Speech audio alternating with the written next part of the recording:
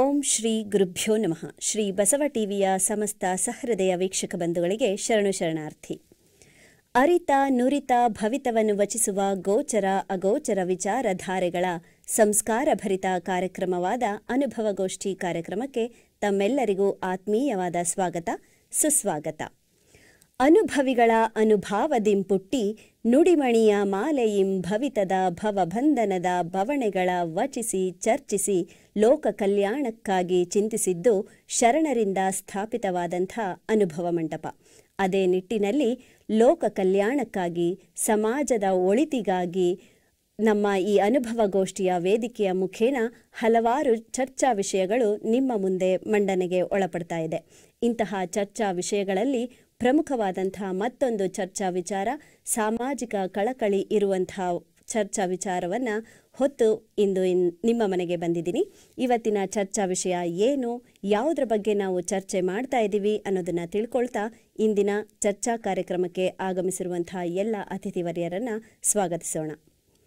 ಎಷ್ಟೊಂದು ಜನ ಇಲ್ಲಿ ಯಾರು ನಮ್ಮೋರು, ಎಷ್ಟೊಂದು ಮನೆ ಇಲ್ಲಿ ಎಲ್ಲಿ ನಮ್ಮನೆ, ಎಲ್ಲಿ ಎಲ್ಲಿ ನಮ್ಮನೆ, ಯಾರು ಯಾರು ನನ್ನ ಜನ ಅಂತ ಹುಡುಕ್ಬೇಕಾಗಿದೆ. ಯಾಕೆ ಅಂದರೆ ಜನಸಂಖ್ಯೆ ಅಷ್ಟರ ಮಟ್ಟಿಗೆ ಬೆಳೀತಾ ಇದೆ. ಹೀಗೆ ಬೆಳೀತಾ ಇರುವಂಥ ಜನಸಂಖ್ಯೆ, ಈ ಜನಸಂಖ್ಯಾ ಸ್ಫೋಟದಿಂದ ನಮ್ಮ ದೇಶದ ಅಭಿವೃದ್ಧಿಗೆ ಮಾರಕವಾಗ್ತಿದೆಯಾ ಅಥವಾ ಪೂರಕವಾಗ್ತಿದೆಯಾ ಅನ್ನುವಂಥ ಒಂದು ಚರ್ಚೆಯನ್ನು ತಮ್ಮ ಮುಂದೆ ಇವತ್ತು ಮಂಡನೆ ಮಾಡಲಿದ್ದೀವಿ.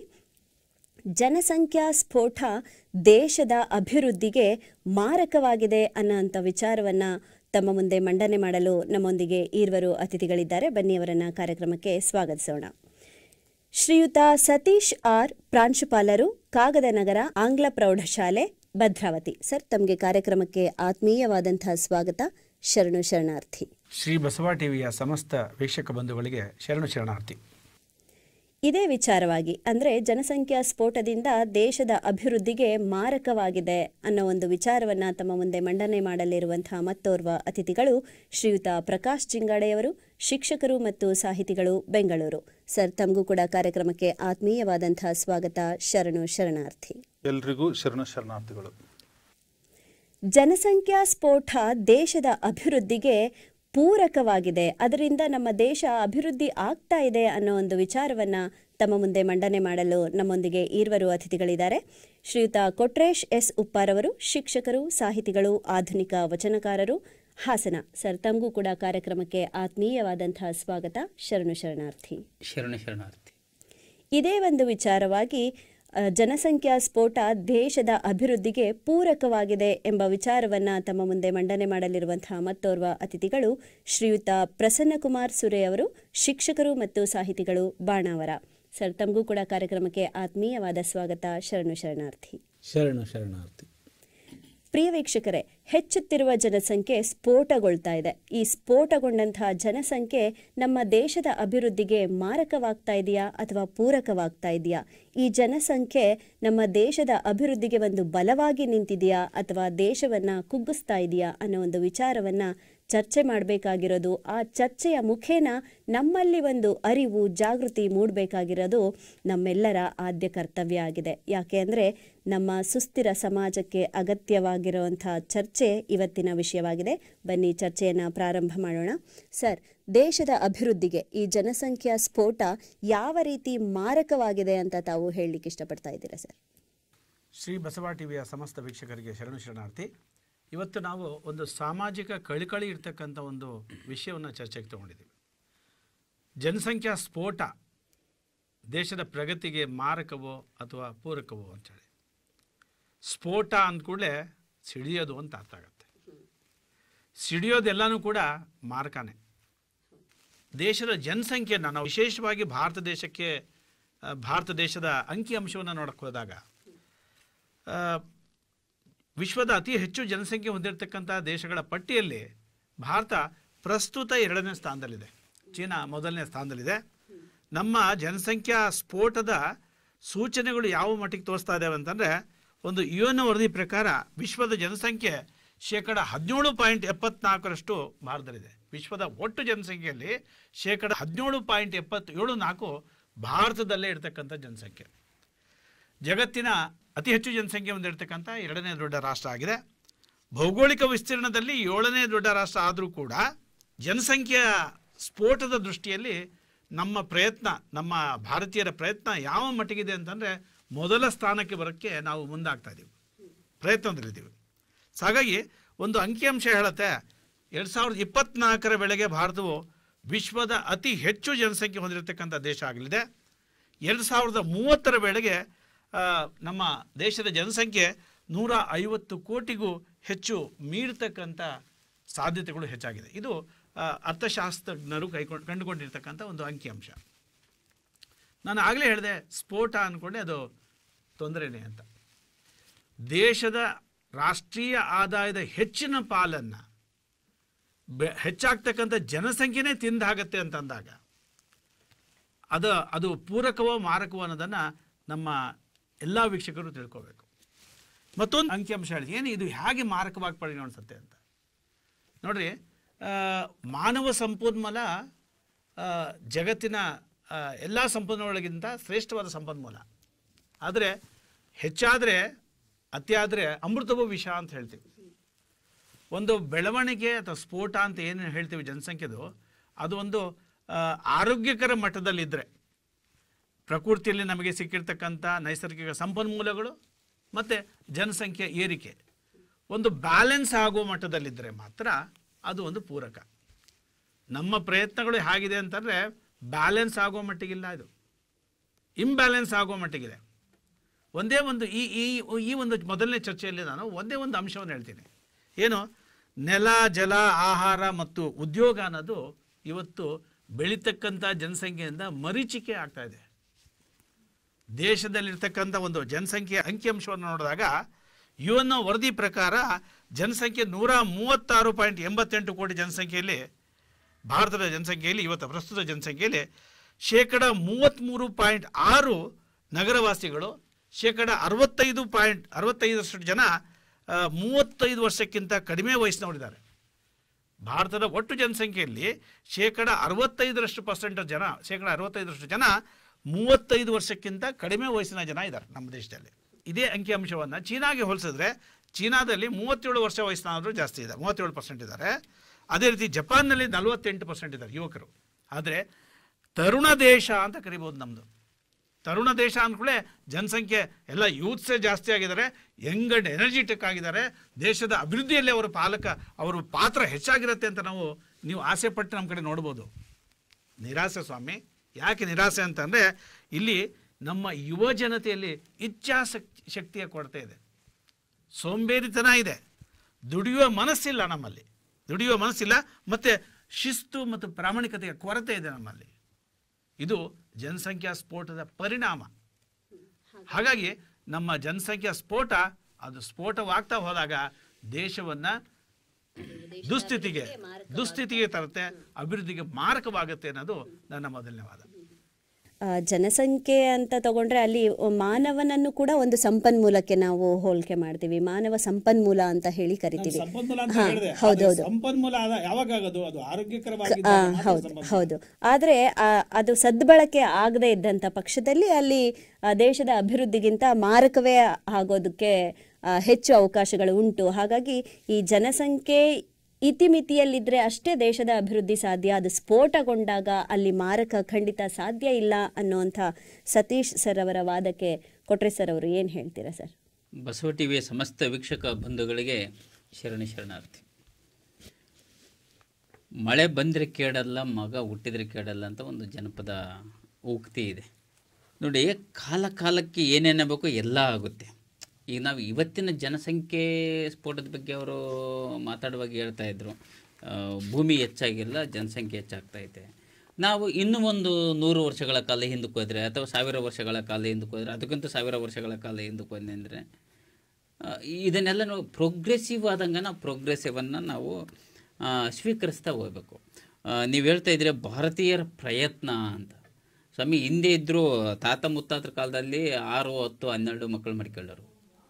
ಇವತ್ತು ಒಂದೊಂದೇ ಮಕ್ಕಳಿಗೆ ಆಪರೇಷನ್ ಮಾಡಿಸ್ಕೊತ ಇದ್ದಾರೆ.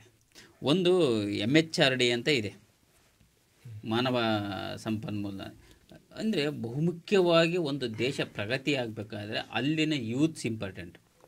ಇವತ್ತು ಭಾರತ ಇಡೀ ವಿಶ್ವದಲ್ಲಿ ಒಂದು ಪ್ರಗತಿಪಥ ದೇಶವಾಗಿ ಕಾಣಲಿಕ್ಕೆ, ಇಡೀ ವಿಶ್ವದ ಏನು ಮುಂದುವರಿದ ದೇಶಗಳು ಭಾರತದತ್ತ ನೋಡ್ತಾ ಇದ್ದೇವೆ ಅಂತಂದರೆ ಇಲ್ಲಿನ ಯೂತ್ ಪವರನ್ನು ನೋಡಿ. ಇವಾಗ ಸ್ವಾಮಿ ವಿವೇಕಾನಂದರು ಕರೆ ಕೊಟ್ಟಿದ್ದು ಅದಕ್ಕೆ ಯೂತ್ಸ್ ಬಗ್ಗೆ, ಹೇಳಿ ಎದ್ದೇಳಿ ಗುರಿ ಮುಟ್ಟುವವರೆಗೆ ನಿಲ್ಲದಿರಿ. ಇಲ್ಲಿ ಹೇಳ್ತಾನೆ ಇಲ್ಲಲ್ಲ, ಸ್ವತಂತ್ರ ಎದ್ದಿದ್ದಾರೆ, ನಿಮಗೆ ಕಾಣ್ತಾ ಇಲ್ಲ ಅಷ್ಟೇ. ನೀವು ಮತ್ತೆ ನೋಡುವ ಕಣ್ಣು ಬೇಕು, ಹೃದಯ ಕಣ್ಣು ಬೇಕು, ನೋಡಿ ಕಾಣ್ತಾರೆ. ಆಮೇಲೆ ಸುಭಾಷ್ ಚಂದ್ರ ಬೋಸ್ ಹೇಳ್ತಾ ಇದ್ದಾರೆ, ಸುಭಾಷ್ ಚಂದ್ರ ಬೋಸ್ ಇಡೀ ಭರವಸೆಯನ್ನು ಇಟ್ಕೊಂಡಿದ್ದು ಯೂತ್ಸಲ್ಲಿ. ನಿಮ್ಮದೊಂದು ಹನಿ ರಕ್ತ ಕೊಡಿ, ನಾನು ಸ್ವತಂತ್ರ ಕೊಡುತ್ತೇನೆ ಅಂತ ಯಾವ ಏಜ್ ಆಗಿರೋರಿಗೆ ಹೇಳಿಲ್ಲ. ಆ ಒಂದು ಯೂತ್ ಪಡೆ ಏನೈತಿ, ಇಡೀ ನಮ್ಮ ಸ್ವತಂತ್ರ ಹೋರಾಟದಲ್ಲಿ, ಇಡೀ ಸಂಗ್ರಾಮದಲ್ಲಿ ಅತಿ ಹೆಚ್ಚು ಪಾಲ್ಗೊಂಡಂಥದ್ದು ವಿದ್ಯಾರ್ಥಿಗಳು ಸ್ವಾಮಿ. ಅವತ್ತು ದೇಶದಾದ್ಯಂತ ಬ್ರಿಟಿಷರಿಗೆ ಎದುರಿಲಿಕ್ಕೆ ಕಾರಣ ಜನಸಂಖ್ಯೆನೇ ಇಂಪಾರ್ಟೆಂಟ್. ಯಾವುದೋ ಒಂದು ದೇಶದ ಒಂದು ಪ್ರೋಗ್ರೆಸಿವ್ ಆಗ್ತಕ್ಕಂಥ ಈ ಸುಮ್ಮನೆ ಚೀನಾ ಮೇಲೆ ಯುದ್ಧ ಸಾರ್ತೀವಿ ಅಂತಂದರೆ ಅಲ್ಲಿ ಜನಸಂಖ್ಯೆನೂ ಯೋಚನೆ ಮಾಡ್ತೀವಿ ನಾವು. ಅಥವಾ ಭಾರತದ ಮೇಲೆ ಯಾರು ಆಕ್ರಮಣ ಮಾಡ್ತಾರೆ, ಭಾರತದ ಜನಸಂಖ್ಯೆ ಜಾಸ್ತಿ ಇದೆ, ಅಲ್ಲಿ ಯೂತ್ ಶಕ್ತಿ ಜಾಸ್ತಿ ಇದೆ ಅಂತ ಅದನ್ನು ಯೋಚನೆ ಮಾಡ್ತಾರೆ. ಇವತ್ತಿನ ನಮ್ಮ ಯೂತ್ಸು ವಿಜ್ಞಾನ ಒಂದು ಕ್ಷೇತ್ರದಲ್ಲಿ ಎಷ್ಟೊಂದು ಸಾಧನೆಯನ್ನು ಮಾಡಿದ್ದಾರೆ. ನಮ್ಮ ಭಾರತೀಯ ಏನು ಜನಸಂಖ್ಯೆ ಇದೆ, ಬರೀ ನಮ್ಮ ದೇಶದಲ್ಲೆಲ್ಲ ಅಷ್ಟೇ ಅಲ್ಲ, ವಿದೇಶದಲ್ಲಿ ಹೋಗಿ ಸಾಧನೆ ಮಾಡಿ ನಮ್ಮ ಭಾರತಕ್ಕೆ ಬರ್ತಾ ಇದ್ದಾರೆ. ಇಡೀ ಜಗತ್ತಿನಾದ್ಯಂತ ನಾವು ವಿಸ್ತಾರ ಆಗಿದ್ದೀವಿ ಭಾರತೀಯರು. ಜನಸಂಖ್ಯೆ ಪ್ರೋಗ್ರೆಸ್ ಆಗಿರೋದು ಭಾರತಕ್ಕೆ ಮಾರಕ ಅಲ್ಲ, ಇದು ನಮ್ಮ ಭಾರತದ ಒಂದು ಪ್ರೋಗ್ರೆಸಿವ್ನೆಸ್ಗೆ ಪೂರಕವಾಗಿ ನಮ್ಮ ಜನಸಂಖ್ಯೆ ಇದು ಸಾಕಾರವನ್ನು. ಇಡೀ ಈಗ ನಾವು ಅಮೇರಿಕದಲ್ಲಿ ಹೋದರೆ ವೈದ್ಯಕೀಯ ಕ್ಷೇತ್ರದ ಅತಿ ಹೆಚ್ಚು ಇರ್ತಕ್ಕಂಥವ್ರು ನಮ್ಮ ಭಾರತೀಯರು. ಬೇರೆ ಯಾವುದೇ ದೇಶಕ್ಕೆ ಹೋಗಿ ತಾಂತ್ರಿಕ ವಿಭಾಗದಲ್ಲಿರ್ತಕ್ಕಂಥ ಭಾರತೀಯರು. ನಮ್ಮ ಜನಸಂಖ್ಯೆ ಹೆಂಗಿಲ್ಲಿ ಮಾರಕ ಆಗಿದೆ. ಬರೀ ದೇಶದ ಅಭಿವೃದ್ಧಿಗೆಲ್ಲ, ಪ್ರಪಂಚದ ಬೇರೆ ಬೇರೆ ದೇಶಗಳ ಅಭಿವೃದ್ಧಿಗೂ ಸಹ ನಮ್ಮ ಭಾರತದ ಜನಸಂಖ್ಯೆ ಪೂರಕವಾಗಿ ಕೆಲಸವನ್ನು ಮಾಡ್ತಾ ಇದೆ. ಬರೀ ನಮ್ಮ ಭಾರತದ ಅಷ್ಟೇ ನೀವು ಯಾಕೆ ಯೋಚನೆ ಮಾಡ್ತೀರಿ? ಬೇರೆ ದೇಶಗಳ ಅಭಿವೃದ್ಧಿಯಲ್ಲಿ ನಮ್ಮ ಭಾರತದ ಯುವಕರ ಒಂದು ಕೊಡುಗೆ ಅಪಾರವಾಗಿದೆ. ಸುನೀತಾ ವಿಲಿಯಮ್ಸ್, ಕಲ್ಪನಾ ಚಾವ್ಲಾ ನಂತರನ ಕೊಟ್ಟಿದ್ದು ಯಾವುದು? ಇಡೀ ಬಾಹ್ಯಾಕಾಶದಲ್ಲಿ ಸುವರ್ಣ ಹೆಜ್ಜೆಗಳನ್ನಿಟ್ಟರು. ಯೂತ್ ಪವರ್ ಏನಿದೆ ಅದು ಪ್ರೋಗ್ರೆಸಿವ್ನೆಸ್ಸಿಗೆ, ಇಡೀ ಒಂದು ದೇಶದ ಅಭಿವೃದ್ಧಿಗೆ ಯಾವತ್ತೂ ಪೂರಕವಾಗಿರುತ್ತೆ ಹೊರತು ಮಾರಕವಾಗಿರಲ್ಲ. ಇವತ್ತು ಕೃಷಿ ಕ್ಷೇತ್ರದಲ್ಲಿ ಇವತ್ತು ಡಿಗ್ರಿ MA ಮಾಡ್ಕೊಂಡ್ರೆ ಎಲ್ಲ ಬಂದು ಮತ್ತೆ ಕೃಷಿ ಕ್ಷೇತ್ರದತ್ತ ಬರ್ತಾ ಇದ್ದಾರೆ. ಫಾರಿನ್ ಹೋದರು, ಅಲ್ಲಿ ದೊಡ್ಡ ದೊಡ್ಡ ಹುದ್ದೆಯಲ್ಲಿರ್ತಕ್ಕಂಥವ್ರು ಇವತ್ತು ಗ್ರಾಮೀಣ ಪ್ರದೇಶಕ್ಕೆ ಬಂದು ಕೃಷಿಯನ್ನು ಮಾಡ್ತಾ ಇದ್ದಾರೆ. ಇವತ್ತು ಹೊಸ ಹೊಸ ತಂತ್ರಜ್ಞಾನಗಳನ್ನು ನಮ್ಮ ಯುವಕರು ಕಂಡುಹಿಡಿತಾ ಇದ್ದಾರೆ. ಆದ್ದರಿಂದ ನೋಡಿ, ನೀವು ನೆಲ, ಜಲ, ಆಹಾರ, ಉದ್ಯೋಗ ಸಮಸ್ಯೆ ಆಗಿದೆ ಅಂತಂದರೆ ಉದ್ಯೋಗ ಎಲ್ಲಿ ಸಮಸ್ಯೆ ಆಗಿದೆ? ಅವಾಗಿತ್ತು ಸಮಸ್ಯೆ. ಜನಸಂಖ್ಯೆ ಕಡಿಮೆ ಇದ್ದಾಗೂ ಸಹ ಹರಟೆ ಕಟ್ಟೆಗಳಿದ್ದು ಹಳ್ಳೀಲಿ. ಅಲ್ಲಿ ಗುಂಪಾಗಿ ಕೆಲಸ ಬಗ್ಸಿ ಇಲ್ದಲ್ಲೇ ಹರಟೆ ಹೊಡ್ಕೊಂಡು ಕೂರೋರು, ಇನ್ನೊಬ್ಬರ ಮನೆ ಸುದ್ದಿ ಮಾತಾಡ್ಕೊಂಡು. ಇವತ್ತು ಪ್ರತಿಯೊಬ್ಬರು ಉದ್ಯೋಗವನ್ನು ಅರಿಸ್ಕೊಂಡು ಟೌನ್ ಕಡೆ ನಗರೀಕರಣ ಆಗ್ತಾಯಿದೆ, ಆಧುನೀಕರಣ ಆಗ್ತಾಯಿದೆ, ತಂತ್ರಜ್ಞಾನ ವಿಜ್ಞಾನ ಬಳಕೆ ಆಗ್ತಾಯಿದೆ. ಈ ನಿಟ್ಟಿನಲ್ಲಿ ಯುವ ಶಕ್ತಿ ಏನಿದೆ ದೇಶದ ಅಭಿವೃದ್ಧಿಯ ಸಾರ್ಥಕತೆಯಲ್ಲಿ ಪ್ರಮುಖ ಪಾತ್ರವನ್ನು ವಹಿಸ್ತಾ ಇದೆ. ನೀವು ಹೇಳಿದರೆ 65% ನಮ್ಮಲ್ಲಿ ಯುವಕರು ಇದ್ದಾರೆ.